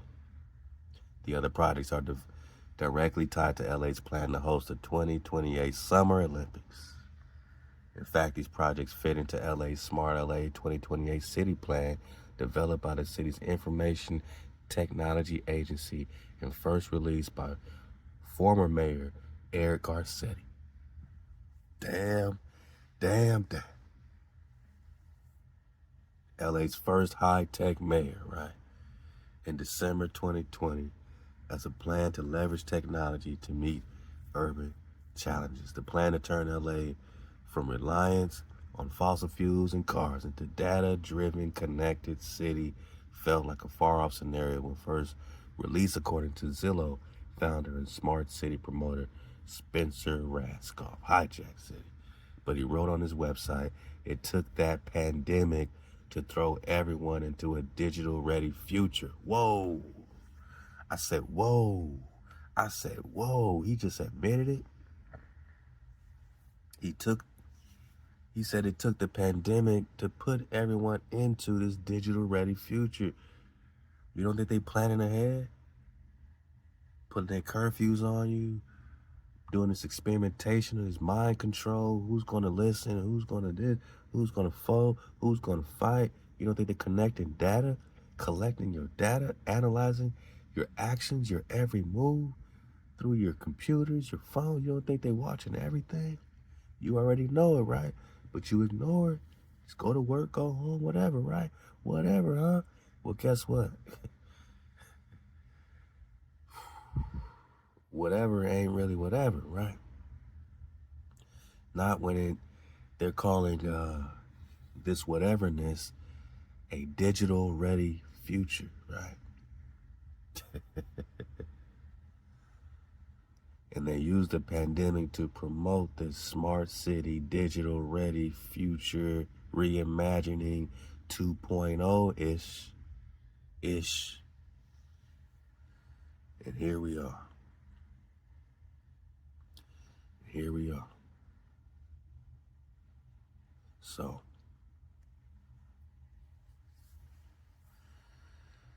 according to SmartCitiesDive.com, the 2028 Olympics has sparked a transportation revamp.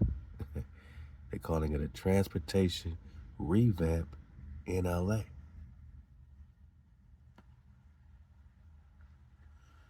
Yeah. Deep dive.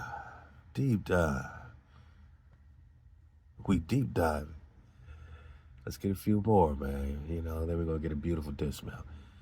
In 8 years, the world will descend on LA for the 2028 Summer Olympic and Paralympic Games due to the estimated magnitude of attendees and pressures for transportation efficiencies. The city's already looking at how to ready its roads and what. So because the Olympics gives an excuse, like it's like everyone's coming to LA, we got to figure out transportation. We got to figure this out. Like they're reacting to the Olympics. Instead, they've planned the Olympics to create this confusion, to create an opportunity for them to, implement the plans that they have already proposed way back when, 30, 40 years ago. Hey, King Alfred's plan, Rex 84, a long time ago, 70s, 60s, a long time ago. This is the big plan. This is the big unveiling. Is you ready? The doom, is you ready for the big unveil? As they rolling it out expeditiously right now. The city's already looking on how it's to ready its roads. So far, local officials have plans to offer more driving alternatives and to cut emissions for improved air quality. So here's where they start giving you all the fluff, all the fluffy pillows, right? Here's how smart cities are going to benefit you, make your life better, make you more efficient. Here's AI. AI can help you do this. ChatGPT can help you do that. But all it does is get you comfortable talking to robots, right? They roll it out nice and soft, get you familiar, asking your phone, robot for directions and robot for this and robot for this. Get you cozy with the robots, iRobot, right? Offer more driving alternatives and to cut emissions for improved air quality. Fluff. With hundreds of thousands of athletes, coaches, spectators set to occupy the already congested city, the looming 2028 deadline may propel efforts to pursue and finalize private and government partnerships, global partnership that could defray some of the plans and costs. So we need some government partnerships, right? We need some private partners. Who's the private ones? Non-government? Oh, it's private. Quote, we hope the Olympics unlock a spirit of collaboration and possibility across jurisdictions, across boundaries. Global. Matt Peterson, President, CEO, LA Clean Tech Incubator. What? I never heard of the Clean Tech Incubator. Never heard of it. With a reputation as one of the world's most gridlocked cities, Los Angeles officials are already assessing ways to boost public transportation, alternative transportation modes to alleviate pressure on city streets. Yeah. So it's all about helping you. They create the problem, remember, back to the mercury, right? Back to the alchemy. They create the problem and offer a solution.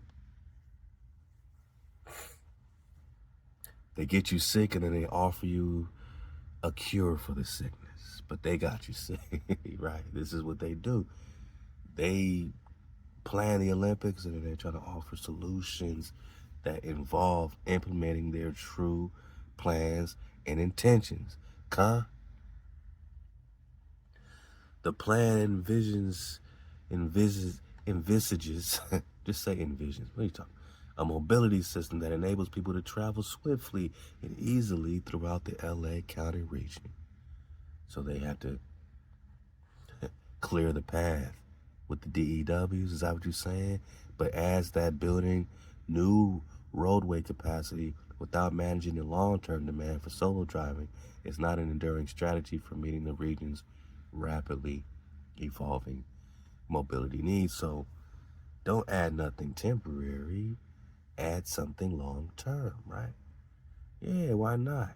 It's a perfect time. In parallel to that, LA Metro Board of Directors approved its 28 by 28 plan, which identifies 28 capital projects to complete in time for the games. Is it a game, though? Those projects, which include a variety of road and transit plans in various stages of completion, are worth an estimated $42.9 billion. So they playing billion-dollar games. They can destroy, they can rebuild 1,000,000 times because they got unlimited printed money, right? Unlimited resources. 17 of the projects have already had financing secured under Measure M. Research Measure M, Managi. A 0.5-cent sales tax to pay for various transportation fixes and upgrades. So they get, it's pretty much tax-free, a 0.5 cent. They could move tax-free, but you can't. Tax-free on they billions and billions of dollars spent, tax-free, but not you. Smart cities, let's go. Because they said this was a conspiracy. It's just a conspiracy. Then why is it on the lacity.gov website if it's a conspiracy, a boss? So, I'm going to go over the intro. But it's up to you, my naga, to get that water. Again, this is December 2020.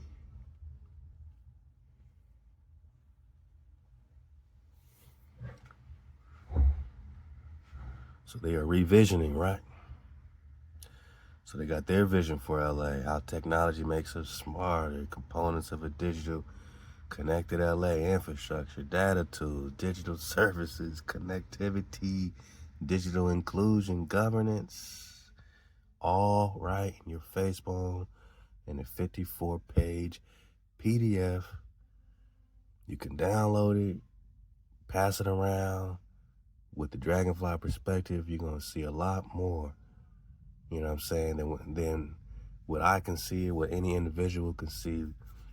We, as a collective, since they want to be so connected, we, as a connected collective, going to see a lot clearer together, you know what I'm saying? So that's why I'm sharing this, you know what I mean? And hopefully it continues to spread wherever it needs to, because, all I can say is code up, my noggin. Because when you code up, you got mama rocking with you, daddy rocking with you, you got your breath, You got your security, wow, right? And we gonna know where to go. We gonna know where to be. You know what I'm saying? We gonna know how to rock. You know what I mean? It's gonna be in us. The directions. Their plans ain't got nothing on HaWah's plan, right? So they can plan all day long in their crafty counsels, right? Psalms 83. But HaWah's plan is undefeated. HaWah's plan is undefeated. Remember, Satan was late to the meeting in the book of Job. So even their master, even these evil beings, even their master has to still come to the meeting, man. You know what I'm saying? Still got to apologize for being late to the meeting. So they still work for us, man. You know what I'm saying? When we are us, they work for us. But when we're just black, African Americans, you know, caught up in our religions, Christians and Muslims and Bloods and Crips, and if we just doing reckless behavior, disconnected from the Creator, no longer most high over everything, then it's a free-for-all because we're not observing. So it's all happening. Back to the quantum, right? Back to the quantum.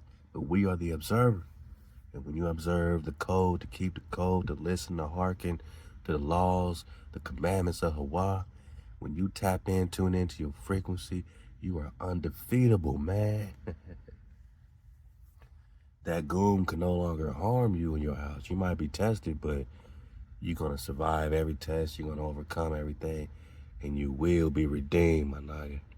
We will be redeemed. They want to talk soul, but they are soulless. The soul of our recovery will shape the contours of our city's future. What recovery? This is 5 years before the fires, right? They speaking future talk, right? In 2020, they talking about your recovery, man. We have a blueprint for the city of the future. Bang, ping, pow, right? So this is with due meditation, this blueprint. And you know, you could read all the fluff, but they're gonna try to sell you on it, right? Smart cities are multifaceted, made up of several components, not just IT infrastructures. Smart cities are evolving. Smart cities require collaboration, right? We just read all this, right? LA residents will experience an improved quality of life by leveraging technology to be urban. I can't even read this. I'm gonna leave it for y'all to read. I'm gonna read it for y'all. I'm gonna leave it for y'all. Cause it's wing wham, man. It's straight up hogwash, man. You know what I mean? This is Jabroni Talk 101. Other advancements will enable Angelenos to access city services like park information, library, digital content from the comfort of their homes through Amazon Echo.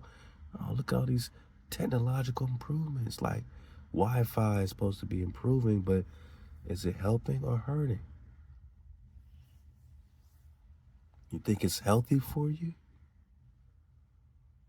Visitors for the 2028 Summer Olympics will find transformational digital Olympic experience from the moment they arrive, passing through LAX's airport's completely renovated terminals.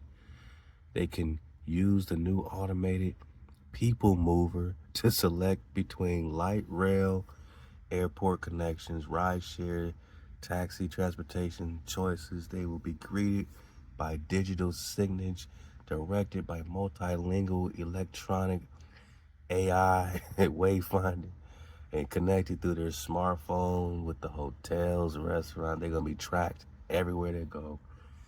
Venues that they're looking for during their stay, man. Yeah. Yep. Here it is, boss. Smart airports, smart cities. How do we get smarter? Technology has transformed almost every facet of our life. 85% of Americans already connect with each other through handheld smartphones. You see how they started with this linguistic talk, this, you know what I'm saying? This is how they made us comfortable. Smartphones, smart TVs, smart cities, right? They brought us in nice and slow with this smart talk, smart meters, smart.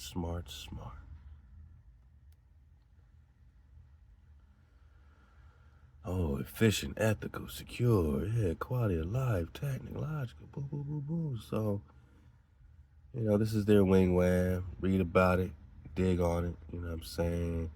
Pull it up, man, and look at it with a dragonfly perspective. I can't take no more. Let's keep going. Insider.govtech.com. SmartLA. All right. Tech plan reviews successes, lays out opportunities. While hosting the 2028 Olympics is the overall theme, the thrust of this strategic report is more immediate in terms of how vendors can work with the city, such as areas, data analysis, data sharing, fiber optics, platform coordination. So back to that, man. They just want to coordinate. Man, I guess they blocked off the rest, but yeah, you see it, man. Yeah.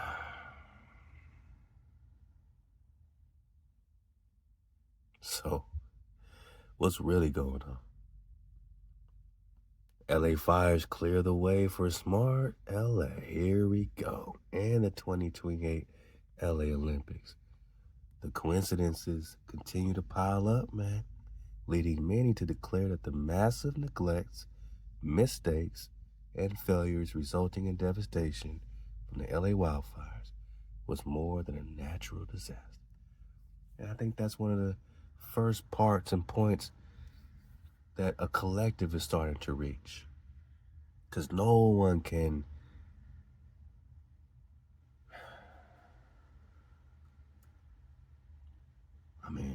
anybody. There's a bunch of NPCs out here, and they're going to say and repeat whatever, mainstream is telling them, but nobody with any clear conscience and any clear line of thinking, man, can, take up and defend what happened. You know what I'm saying? No one can have any defense for where the water is, where the insurance companies went, you know what I'm saying? Why these things took so long to put out, how they got spread so fast. All these things, it's just too many coincidences. Too many, right? So the LA fires are unprecedented in the number and the size of the fires that have broken in and around the second largest city in the U.S. Over 1,000 structures, 45 square miles destroyed. More than 380,000 people have been under warnings or orders to evacuate. 450,000 people are without power. More than 24 school districts are partially, totally closed. Fire hydrants have run dry. Arsonists in Santa Monica have been caught on camera setting fires. You know that's a setup. You know that's a play. The LA County Sheriff says some areas look like a bomb was dropped. President Biden commented on the fires while in LA. He doled out relief funds and announced he is the first-time great-grandfather. Man, come on, man. You know what I'm saying? Oh, Hunter's home, man. The 15-minute city plan for LA. My stomach is turning. LA is one of dozens of cities whose mayors in the cities have led our members in the international C40 Cities Initiative. So look up just take notes. Go back and take notes of all these initiatives and plans so you can research all of them, man. The C40 Initiative, right? So this is a movement to achieve the United Nations and globalist goal of restructuring cities to address the manufactured climate change crisis. Cities from around the world are participating in this movement. Funding support comes from many progressive and globalist sources, including the Open Society Foundation run by George Soros and Son, as well as other supporters. Soros is notorious for training and funding rioters in America and for taking many other actions to ruin economies of sovereign nations. And what's it had to do with the GMOs too, right? Earning him the title, among others, as the worst billionaire in the world. Yeah, but look who else is contributing. Uber, FedEx, Google, welcome.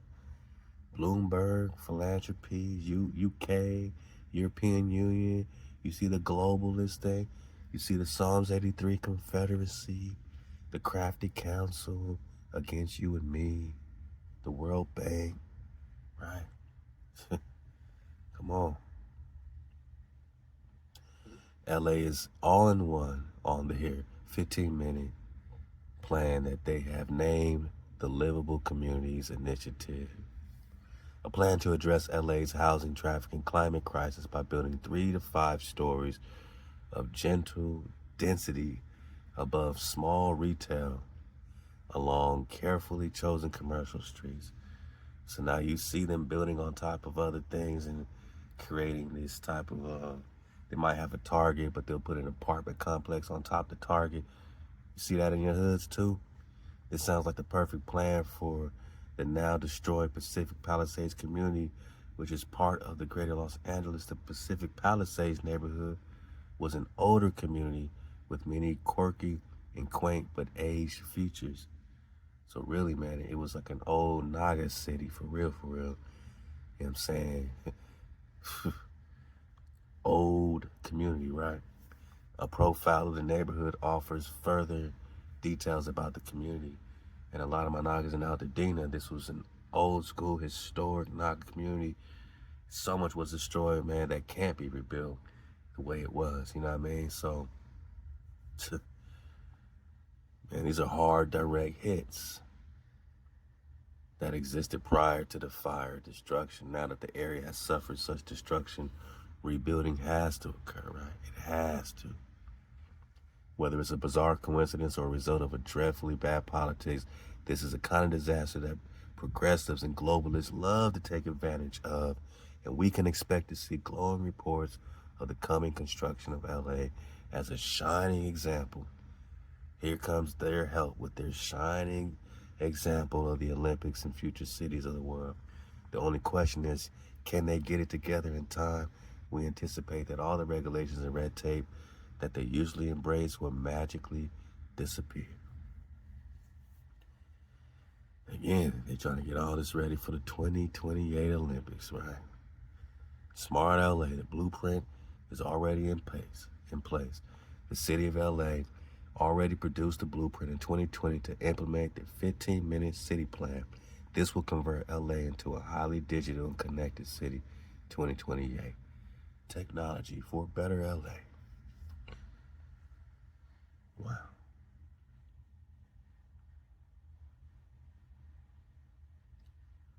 The metro where all the transportation is going to be so great in this smart-ass, dumbass city.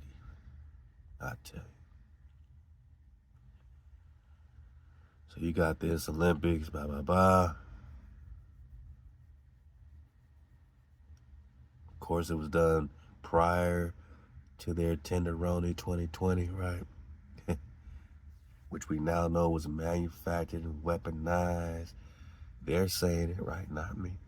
To introduce totalitarian measures into the lives of free citizens, right? Control, control, control. Totalitarian. They're also connecting the Maui situation as well as we just got and these other disasters, man. Let's keep going, man. Making me mad. This is nowthenitbegins.com. All right, they're talking the same, but some, got some different information. So I got a lot of different reconners, giving you their ones and their twos, man. I'm sure it's just a massive coincidence, but did you know they're planning on turning LA into a smart city just 3 years, boss? In the confusion of the Tenderoni pandemic, a plan was quietly hatched to turn LA into a digitized smart city, man. So again, while we got all these restrictions put on us, got us freaking out, they got a plan. They just doing tests, man. They just experimenting, looking at our emotions, right? Yeah, we being emotional, we fighting family. Families getting divided over this Tenderoni, who's gonna get the hit, who ain't gonna get the hit.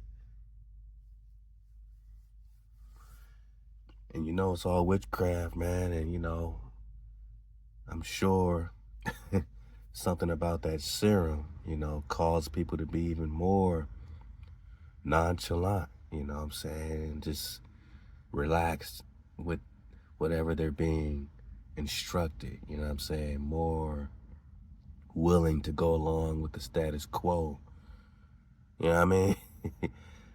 I'm just saying, you know, it turned a lot of people into robots, man.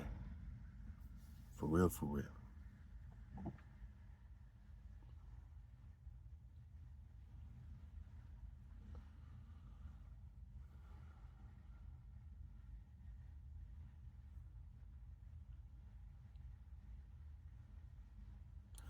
So while they had us in this Tenderoni situation, here they come administering their quiet plan to digitize this smart city that would administer social justice. What's social justice got to do with the Negro? I wonder. Implement digital surveillance and begin to start the process of making all residents give up their vehicles to take public transportation. They don't even want you driving no more. I wonder what that real ID has to do with all this too, right? This computer chip. Man. One key tell you will notice is the use of the term stakeholder when referring to the residents of Los Angeles. You know who else talks like that? Klaus Schwab and the Great Reset. And what does the reset got to do with this? This is just a reset happening in front of your eyes, all the infrastructure being demolished, right?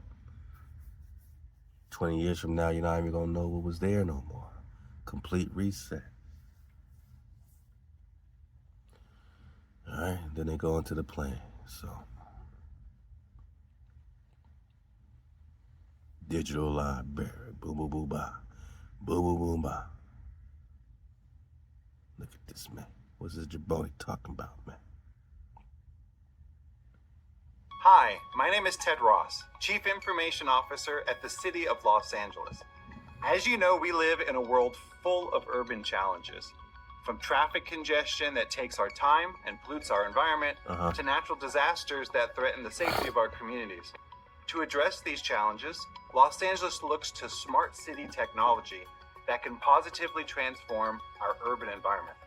While not a silver bullet, technology provides solutions that were previously unavailable to the generations who lived before us. It is technology that enables transparency in our policing and gives a powerful voice to our diverse communities. It's technology that innovates alternative energy sources to reduce pollution and limit our carbon footprint. And it is technology that provides ultra-high-speed internet connectivity for LA residents and businesses to do amazing things. Hijacks. Technology enables the city of LA to efficiently and ethically improve the quality of life for our residents, businesses, and visitors. In other words, when done right, technology makes us smarter. That's why the city of Los Angeles strives to be a smart city. And there's never been a more important time for Los Angeles to be smart than now, as we prepare to host the world in the 2028 Summer Olympics and Paralympics. Technology has transformed almost every facet of our lives. According to the Pew Research Group, 81% of Americans connect with each other through handheld smartphones, and 71% are active on social media. Our nation has fundamentally become digital, connected, and online. Likewise, at the City of Los Angeles, technology is fundamental to how we function in managing traffic, planning our communities, engaging our constituencies, and protecting our residents. Through the coordination of both existing and emerging smart city technologies, we are positioned to transform the way we live, work, and move around LA. In LA, we believe smart cities are much more than software you purchase or sensors that you install in the cityscape. A smart city is an integrated, intelligent, urban ecosystem comprised of multiple ingredients that must work together for the benefit of the public. This would include, first, smart city infrastructure. This is the physical technology used to deliver smart city technologies, such as Department of Transportation's ATSAC traffic management system, which uses 4,500 connected traffic intersections to reduce travel time by more than 13%, or the Public Works street lighting's 165,000 LED street lamps that saves $3 million a year in electricity. Second are smart city data tools.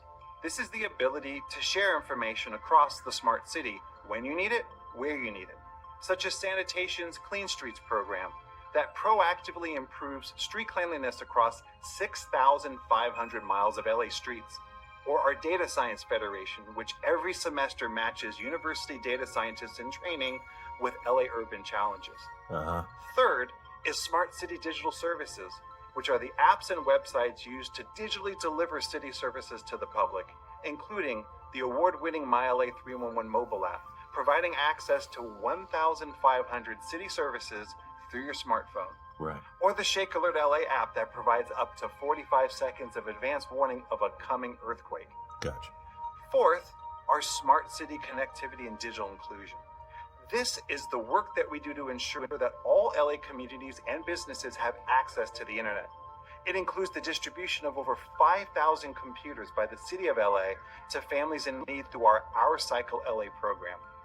And finally is smart city governance. This is how we coordinate investments in smart city efforts across all of our 42 city departments. In fact, the City of Los Angeles is a founding member of the I3 Consortium, along with the University of Southern California and 90 other partners, which has built an open source Internet of Things data aggregator as a smart city data marketplace. Hijack City. As you can see, LA's vision for becoming a smart city is already becoming a reality. As a 3-time United States Digital City Award winner, the City of Los Angeles has been investing in the infrastructure, the apps, and the data tools to be a globally recognized smart city. But as technology evolves, so our smart city must evolve too. That's why we have developed our Los Angeles Smart City Strategy, known as SmartLA 2028, as a roadmap to the 2028 Summer Olympics. It includes 56 new goals that use technology to transform the way we live, work, and move around LA. Check it out here. I've seen enough, man. I've checked enough out, man. You don't think it's a coincidence that they pushed all this way back then in 2020, and then in 2025, everything gets leveled and burnt down that's in the path of their high-speed railway system 3 years before the 2028 goal of this Olympic cover-up?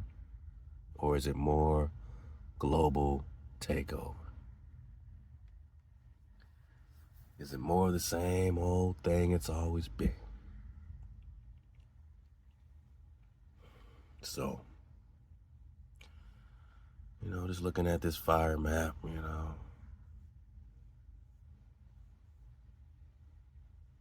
see if it has some drop.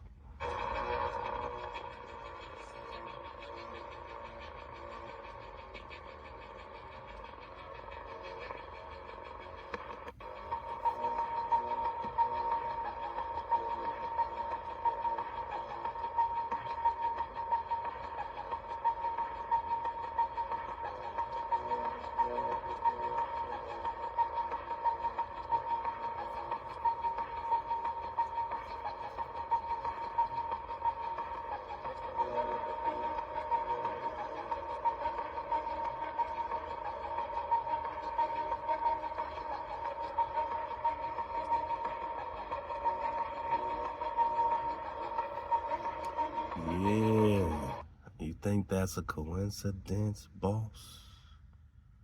Same thing in Cali, right?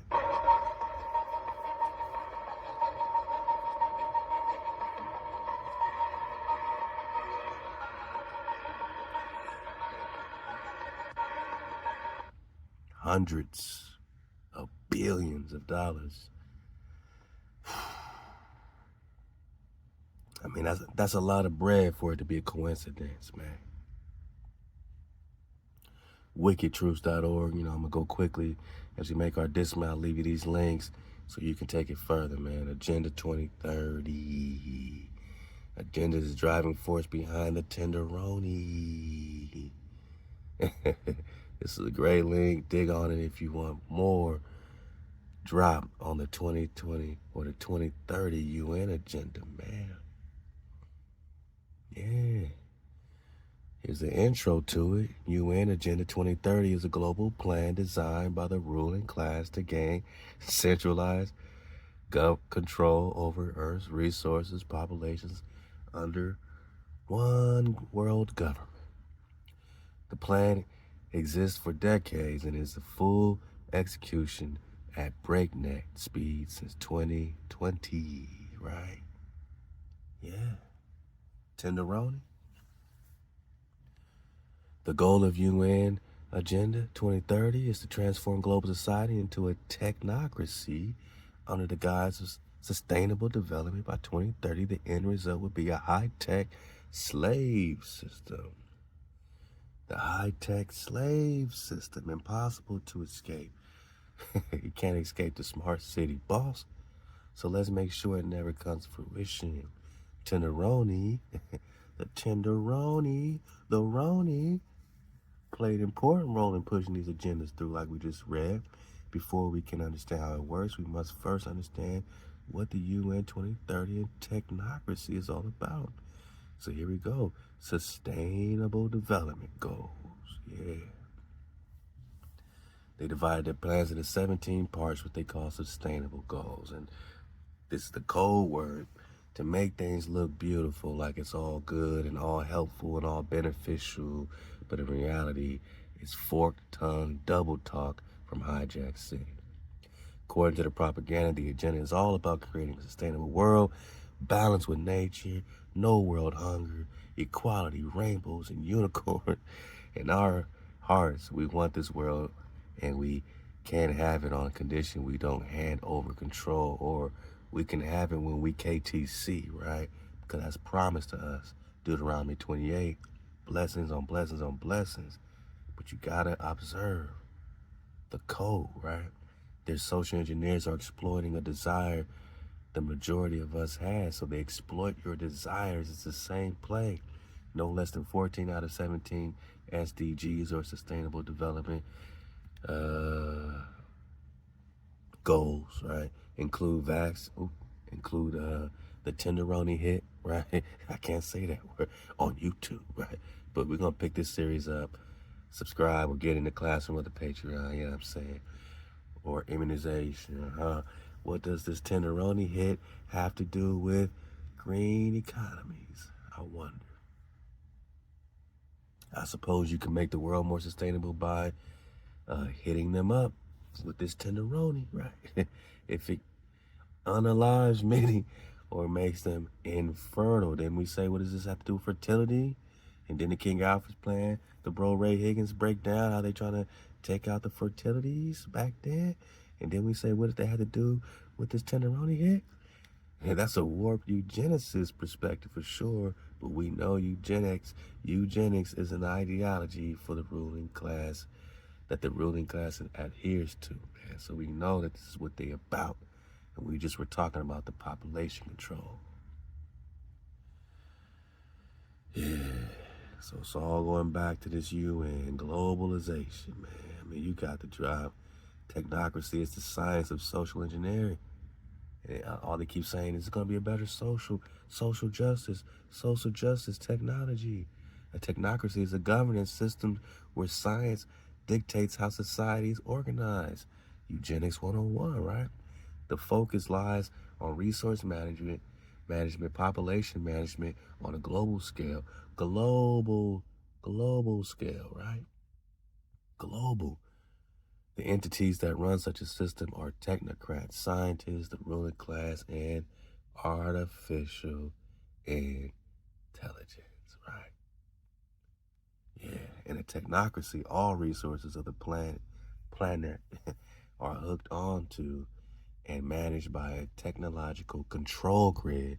Resources including food, water, land, construction, animals, and people, products, and living beings can be tracked with microchips, with geolocation, RFID sensors, and the G5.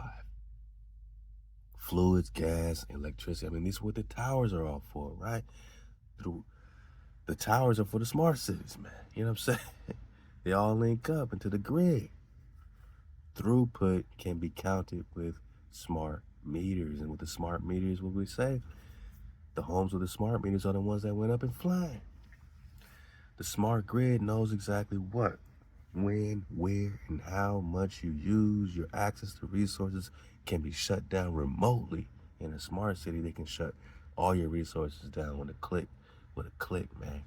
Meanwhile, governments make it harder to live self-sustainable, because they want you to be sustained by them, right? And resource monopolization that has been reality for a long time. Yeah. And they got their 17 goals towards enslavement.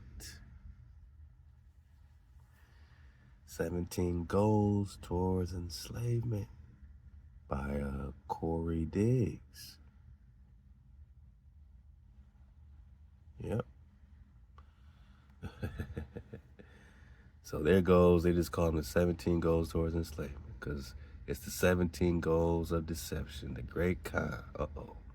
Global goals are said to be agreed upon by the world leaders to build greener, fairer, better world by 2030. 17 goals used primarily for marketing fluff, right? And we say it's a bunch of fluff. No poverty, clean air, zero hunger. Together we can feed and wipe out disease. Yeah, the U.S. has stole trillions in taxpayer dollars to allegedly help other countries with no success because they are slush funds. Currently, we are all experiencing intentional food shortages, manufactured supply chain disruptions, inflation, massive business closures, towns shuttered from forced lockdowns, the rollout of a guaranteed basic income pilot program in over 57 cities, giving out up to $1,000 a month for people to spend however they wish, so it can be tracked with the goal to create a federal policy of universal, global, right, income for all. No more monies. It's all global. So all their fluff, zero hunger, good health, quality education means indoctrination, man. Gender equality means confusion, man. Clean sanitation means you can't get your own water. You got to go to them for it, right? You can't get your own affordable energy. You got to go to them for it, right? All right, so recon these 17 points they're making and just reading with a dragonfly perspective and see what type of hogwash they really are kicking. The true agendas behind their goals, man.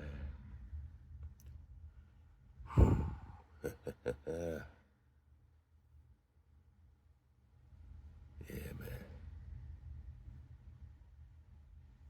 I'm just digging on it. I'm digging on it with you.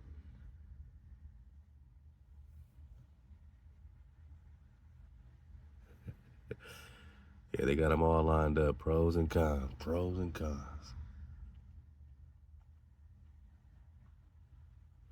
MyPatriotSupply.com.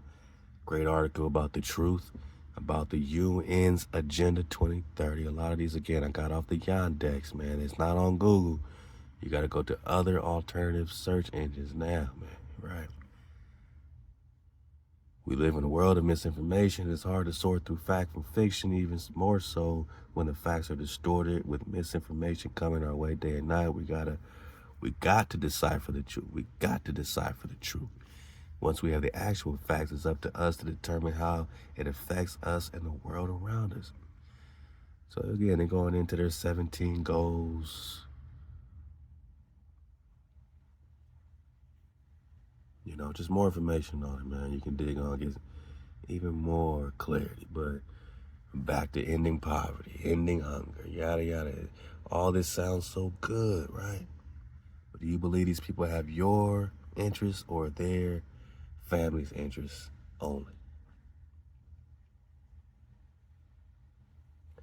Because it all sounds so good. The concern, and there's quite a lot of mistrust when it comes to Washington or the UN. We have seen firsthand how FEMA has failed to save us in times of crisis. So when looking at this giant agenda that is full of hyperbolic language, it is easy to see why some people don't trust it. Yeah. How is the UN going to end poverty in all forms everywhere by 2030? And why is this language used in the Agenda 2030? Sound like some New World Order NWO type of flow. It's a lot of issues. So, as we recon, we look into these smart meters. I'm going to leave these search indexes for you so you can, look into the smart meters. You know what I'm saying? Smart meters don't cause fires. Smart meters causing fires across America. The evidence mounts where smart meters and other, you know what I mean? I'm just going to leave it for you. What does the smart meters have to do with the fires? Fires caused by smart meters? Are smart meters fueling fires? But they want everyone to get a smart meter, right? For their smart cities. What does the 2030 agenda have to do with former President Obama? This is for you to recon, because Obama highlighted war as one of the major obstacles to achieving the 2030 agenda, my nigga. This was, man, they did this with due meditation. President Obama addresses the closing session of the summit to adopt the 2030 agenda. But I thought he was for the people. I thought he was for the Nagas. Yeah, you research it, man. And what does the LA fires have to do with a reset? The great Los Angeles reset. You think we making this up? We the only ones thinking on this wavelength? Nah, man, the cons is waking up, man, popping off. We are surfing the same wave of consciousness, man. It appears that they are resetting not just LA, but the entire globe. And they got infinite money, hundreds of billions to go behind it. We over here raising money, a few thousand at a time. They got billions just ready to rebuild. But what about the families that need help? Why do we gotta help these families, right? If they got billions and billions and billions, why Nagas gotta step up, right? Why people gotta do fundraisers? Raising funds? Man, these people got billions. Before it's news.com, no? LA fires likely planned and deliberately set by NWO for the purpose of building a smart city in LA, just like they did Maui, so they can completely control the population. Man. All my Nagas affected, man. We with you. We gonna keep running up for you, man. And, every little bit counts because they ain't trying to help us. They're just trying to reset the place. The LA land, man, stop with the hijack, man. LA land is being reset and reclaimed to make way for their so-called smart city digital prison. Smart city digital prison. Reset and reclaim. To force Nagas out and implement their control cities. Maui fires, Texas fires. Shout out to my Texas Nagas, LA fires, man. Huh? What's it got to do with the reset, man? Can't make this up. Look what they already doing in Maui. Implementing smart cities, right? After all that destruction, did they get their land back? Did they get their homes rebuilt? Nah. I said, nah. Smart cities, smart islands, what? They got smart islands out there. The new smart grid in Hawaii. Oh boy. It looks like they also burned down Maui to rebuild. I'm not saying it, they're saying it, right? Build Back Better Maui Smart City Conference They're also saying build back better. Why are we saying that? And they are saying it. Same people, right? Now we keep hearing our people saying build back better. That's the same thing they said in Maui, man. It's the same game plan, right? Maui's transformation, pioneering the path. Wow. Reimagining, right? Back to this reimagining in Maui. So the same linguistics is being used over and over because these people ain't got no creativity. They're saying reimagining, build back better. We're saying reimagine LA 2.0, build back better. We got billions ready. We got billions ready. For the dismount, who caused the fire? What? Oh boy.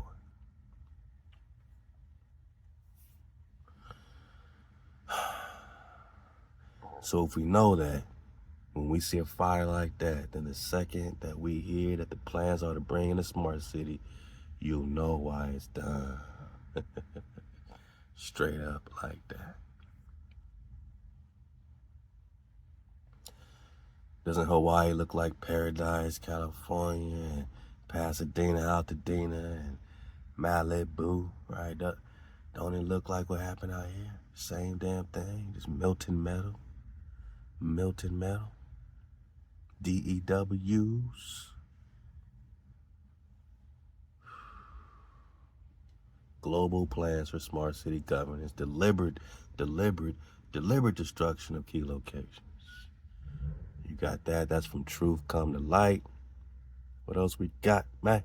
I told y'all, man. You know what I'm saying? Look, we're going to keep covering this on the Patreon so I don't have to keep bleeping out words and stuff. But this Maui drop, man, I mean, this got to open your eyes since it's so recent, you know what I mean? And peace to our families in Hawaii, man. We love y'all. We with y'all just like we are in LA, Texas. My Canada Nagas, A-hop to you. Let's go, man. For the dismount, man, we see clearly. You got plenty of stuff to recon. Click the links below. Recon them with your families, man. Don't take my word for it. Don't take no conspiracy theorist's word for it. No critical thinker's word for it. In the era of rapid technological advancement, cities around the world are striving to leverage innovation to create more sustainable, efficient, livable environments and residents. Same old talk. Maui has emerged as a front runner. I thought we were talking about LA. No, among these visionary cities. Visionary. Vision. Whose vision? Who's reimagining? Whose mind are we in? Are we in the mind of a hijack boss? Maui has emerged as a front runner in the race to become the first smart city right after they burn it down. Ain't that a coincidence? With its commitment to embracing cutting-edge technology, sustainable practices, Maui is poised to again with the revolution talk, urban living, and set a precedent for other cities to follow. The vision is unveiled. And this vision happened before the fires, right? So the fire could be a part of the vision, right? That's from medium.com. You got it, man. Y'all got it, man. So, back to the Marshall Plan. And back to the martial law.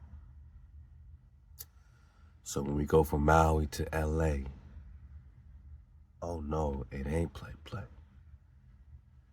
The Marshall Plan is the martial law. Wordplay 101.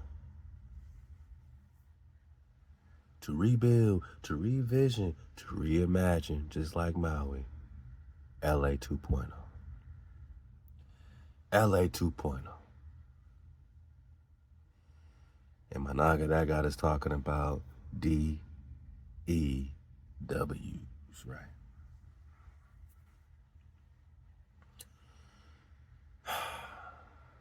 And what does that got to do with the Rex 84 King Alfred's plan?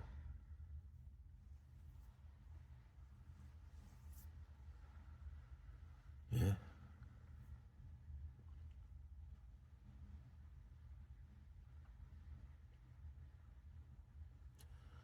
Battlefield use. High power microwave. Millimeter wave weapons. Although there are potentially relevant international laws and guidelines, their applicability to DWs is not always well defined, and certainty around long-term health effects of DWs on people, either intentionally or unintentionally, exposed to direct energy, has led to concerns regarding the ethics of using DEWs. When we're talking about ethics, when we talk about the hijacks that are in charge of the plan, in charge of the vision, and these visionaries, these seers, these hijacks, just like the Papu Bull, have been meditating on your demise. And this demise has no color. It is tribal war. And they'll take out all types of other tribes just to get to their target, right? Because at the end of the day, it's a direct energy weapon. It's a direct target. And they're not going to unveil it all, at first. You know what I'm saying? You're going to be real patient to see how this slow plan really plays out, man.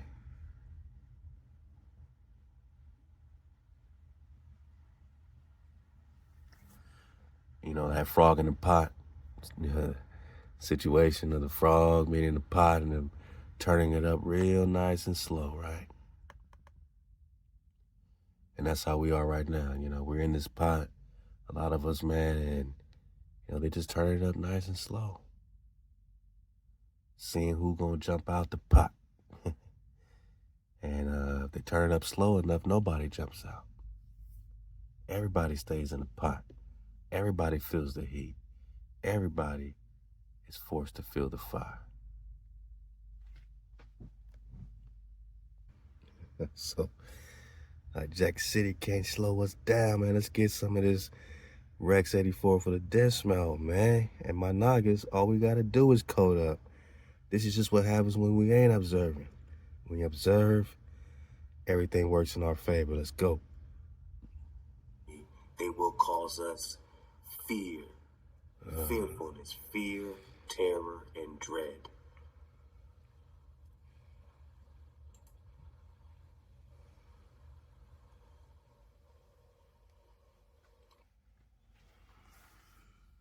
He will be a formidable enemy, for he is bound to the continent by heritage. Whoa. Negro, Negro, Negro.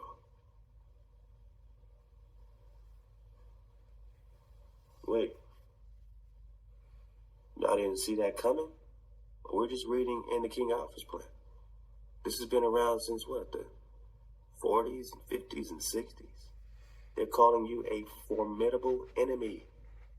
That you cause them fear because you have a superior number of people. That you are bound, for he is bound to the continent. Which continent is the Negro minority bound? Bang. I mean, how can you be a minority and put a superior number of people in the street? Have you thought about that?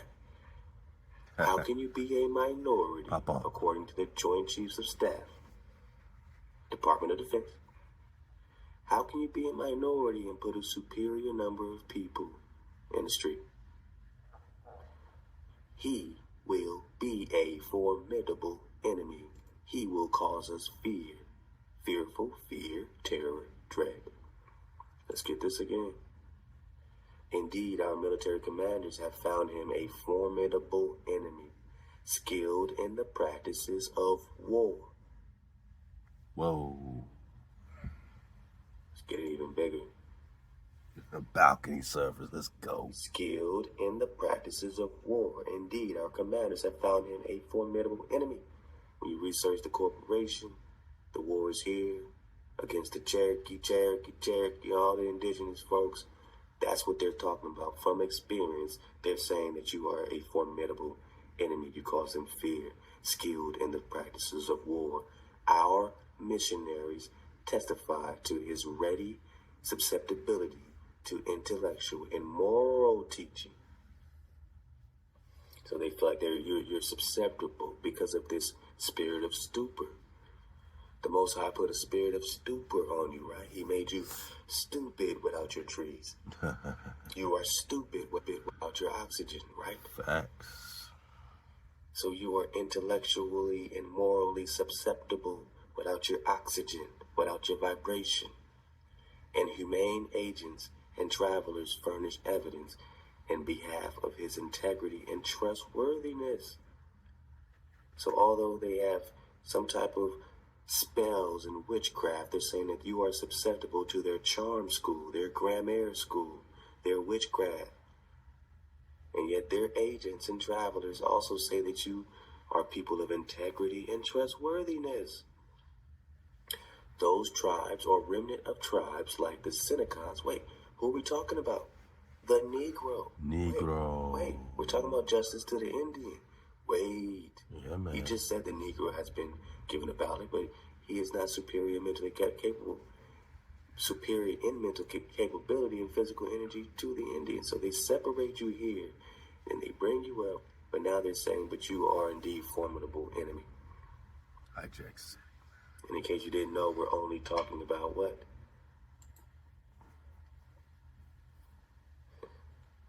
Obama. We're only talking about what? Huh? The militant Negro. Yeah. The minority, the deep South. We're talking about you. If you don't know, we're talking about you by now. Alright. If you don't understand that since the Korean War, this department has shifted minority members of the Air Forces to areas where combat is most likely to occur. Bang. To my brothers and sisters in the military, if you don't hear from nowhere else, man, just hear from the drop, because the drop loves you. Dodge the hype. Since the Korean War, this department, Department of Defense, Department of Interior, has shifted minority members, members, all the niggas of the armed forces to areas where combat is most likely to occur. Wakey, cuz. Why? With the aim of eliminating through combat as many combat-trained military servicemen as possible, and women. With the aim of eliminating through combat as many combat-trained military servicemen and women as possible. Today, the ratio of minority member combat deaths in Vietnam, where they are serving as advisors, is twice as high as the minority population ratio to the rest of America.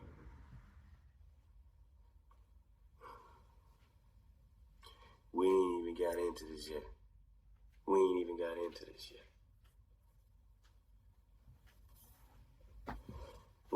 get started yet. I'm just, leading you to the water here, man. Con.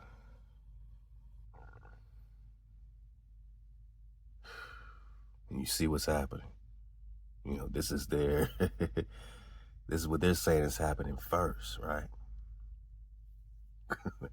This is what they're saying is popping off immediately, man. And it's all aimed towards you, but it's not black or white, my noggin.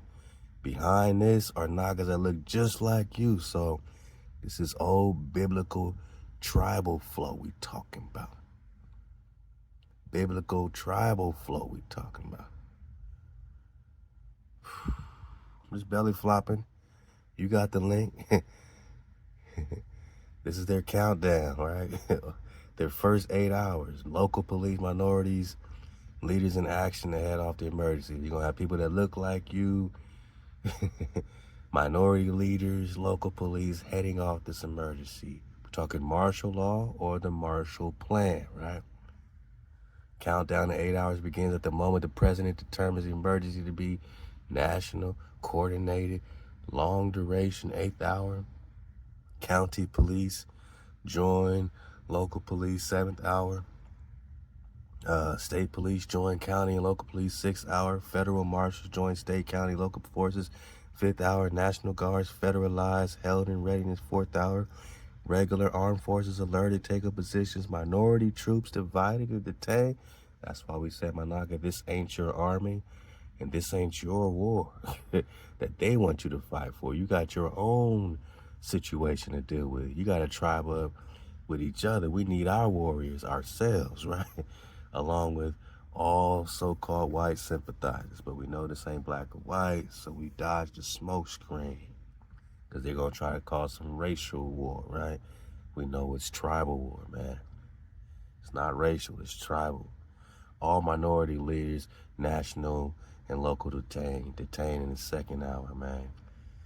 President addresses minority on radio, television, and gives it 1 hour to end the emergency. 1st hour. All units, regional commands into the emergency. 0 hour. This is the Rex 84. You know what I'm saying? Martial law or Marshall Plan. You were protecting the holy city here. What are they rounding up at the very end? Again, they're coming again for the Most High's people. Tribal to war. round them all up. This is your Jacob's trouble. Tribal war. It's all happening. Regular armed forces alerted, take up positions. Negro troops divided and detained, along with all white sympathizers under guard in the 3rd hour. 8, 7, 6, 5, 4, 3. All Negro leaders, national and local, are detained in the 2nd hour. So no matter what you did for them, Negro leaders, they got you. Politicians, they're going to detain you anyway. And this is in their plan. This stuff goes back to the 40s, 50s, and 60s. What do you think it is now in 2016? Their plan, their vision. They use you against us until you're all used up.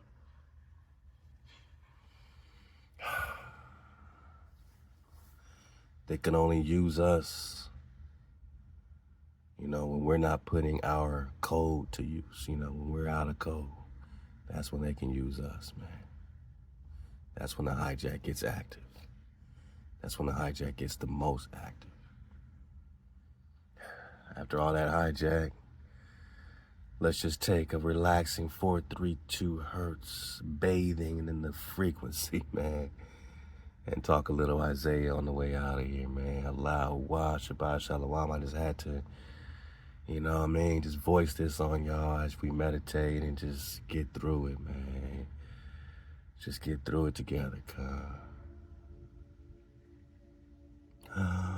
Wow, Halal HaWah.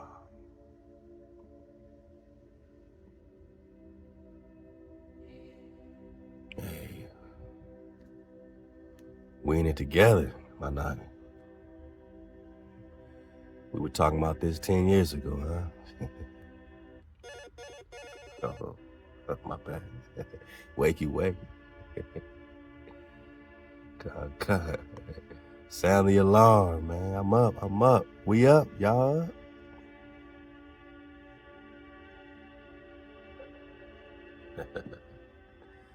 Isaiah 59 for the diss, man. Shabbat Shalom. Wow, Halal HaWah.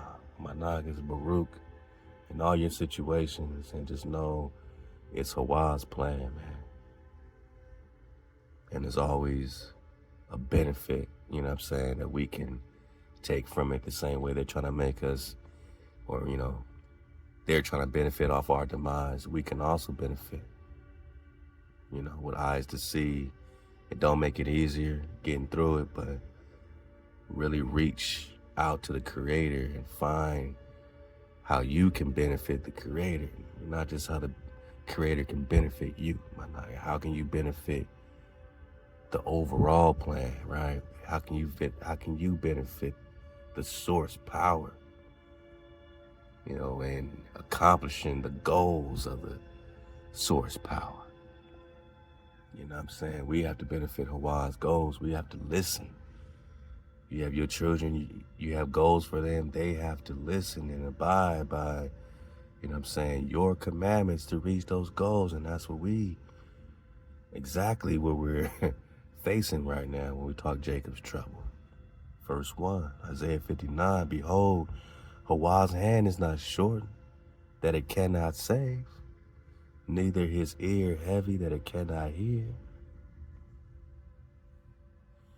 But your iniquities have separated you, and your power and your sins have hid his face from you, that he will not hear. For your hands are defiled with blood. Right? Naga on Naga war, right? Street war, right? Your hands are defiled with blood, and your fingers with iniquity. Your lips have spoken lies, your tongues mutter wickedness. None sueth in righteousness, and none pleadeth in truth. They trust in vanity and speak lies. They conceive mischief and speak forth iniquity. They hatch basilic's eggs and weave the spider's web. He that eats of their eggs die. Are we talking World Wide Web, my knock? Are we talking internet? And that which is crushed beneath out into a viper, breaketh out into a viper. Their webs shall not become garments, neither shall men cover themselves with their works. So you see all these celebrities, they can't cover themselves, right? With their works.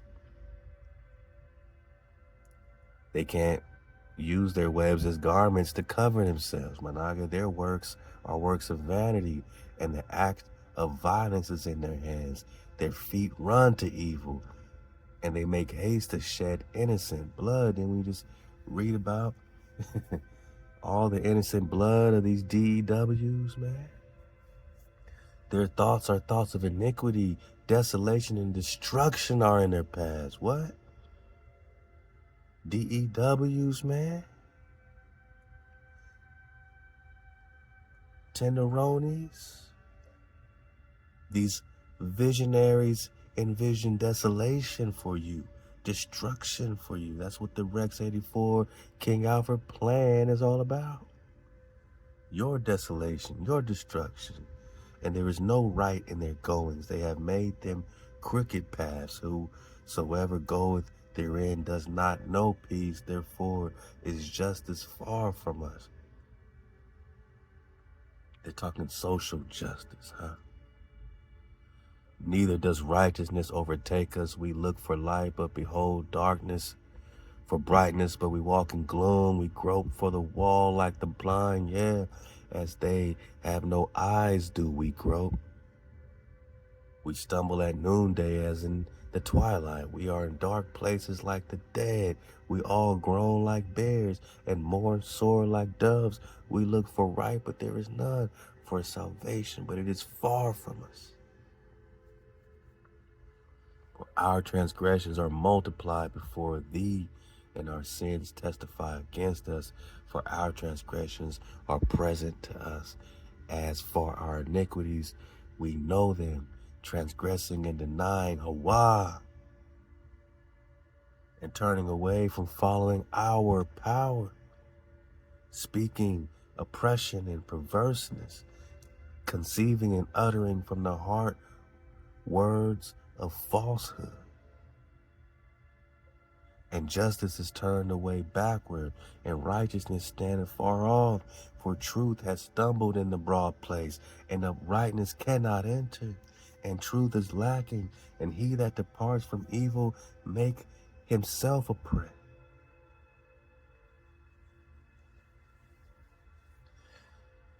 And HaWah saw it and is displeased. It displeased HaWah that there was no justice. And he saw that there was no man and was astonished that there was no intercessor. Therefore, his own arm brought salvation unto him. His own arm brought salvation unto him. And his righteousness, it sustained him. And he put on righteousness as a coat of mail and a helmet of salvation upon his head. And he put on garments of vengeance for clothing, and was clad with zeal as a cloak.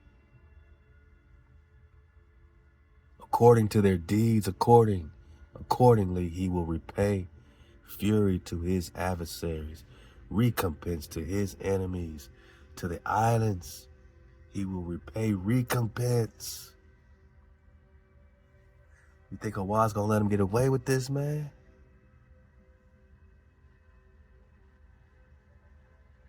Flooding Naga cities, burning Naga cities, he will repay recompense. So shall they fear the name of Wah from the west, and his glory from the rising of the sun.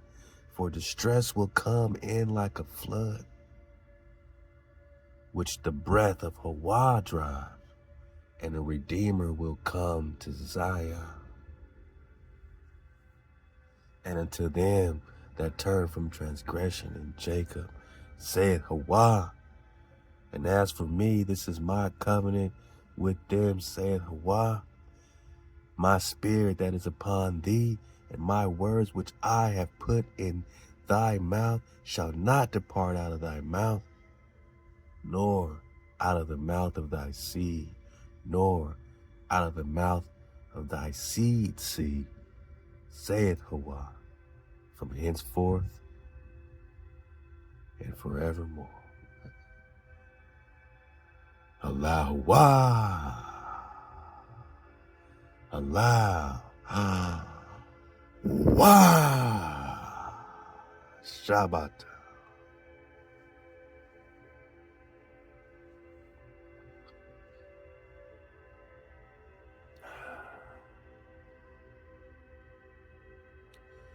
I love y'all, and they will not be victorious. We will continue our path. We will continue to march in righteousness.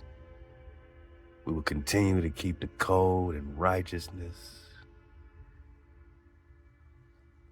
To be real ones in this reality for HaWah, for our seeds, for the seeds of Daweh, for the house of David forever will rise, man. And the covenant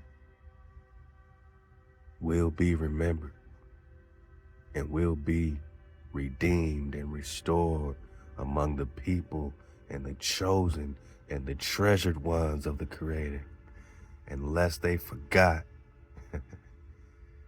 that you, my Naga, are the remnant.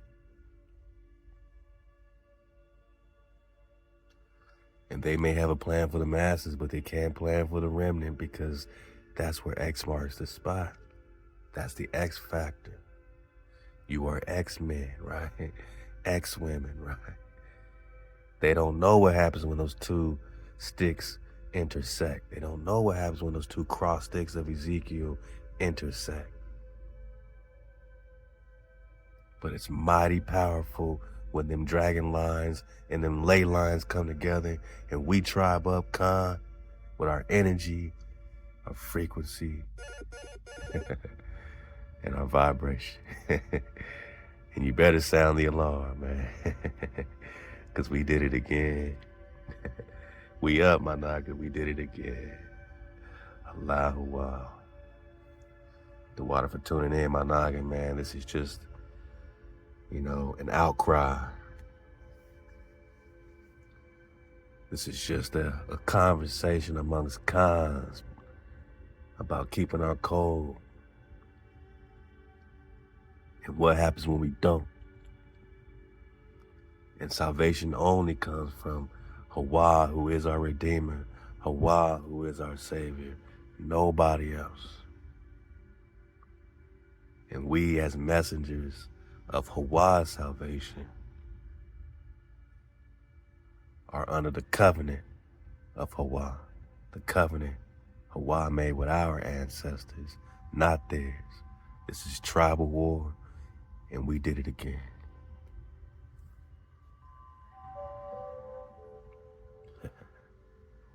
We did it again. Halal HaWah. Stay up. Suit up.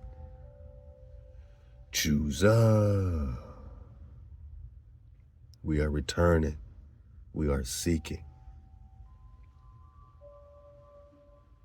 We have found each other once again.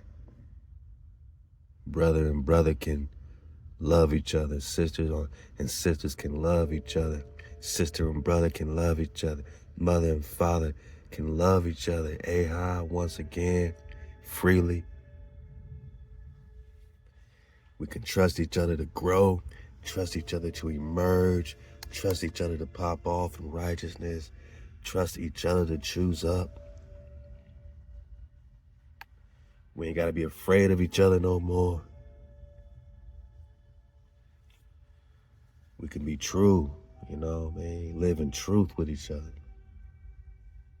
And as imperfect people, the code is all we need, to reach a level of perfection, that is impossible to reach without each other. And there ain't no each other if we don't all have a commonality, a bond that connects us. The bond that we share through HaWah's code and HaWah's covenant. So always know that their webs shall not be garments. They can't cover this up, man. And HaWah's hand is not shortened, that it cannot save, because HaWah is our only savior, man.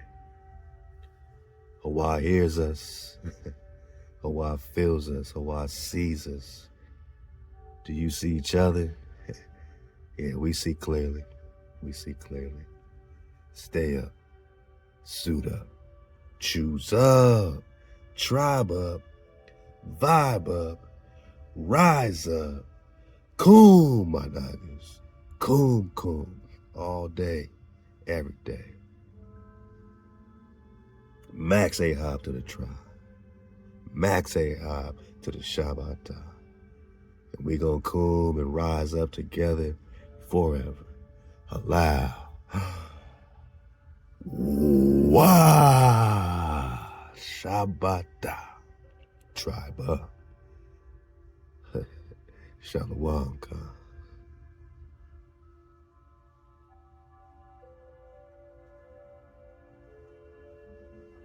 Peace and power. Forever and ever. Dawada. Dawada HaWah. Dawada. Drop Nation.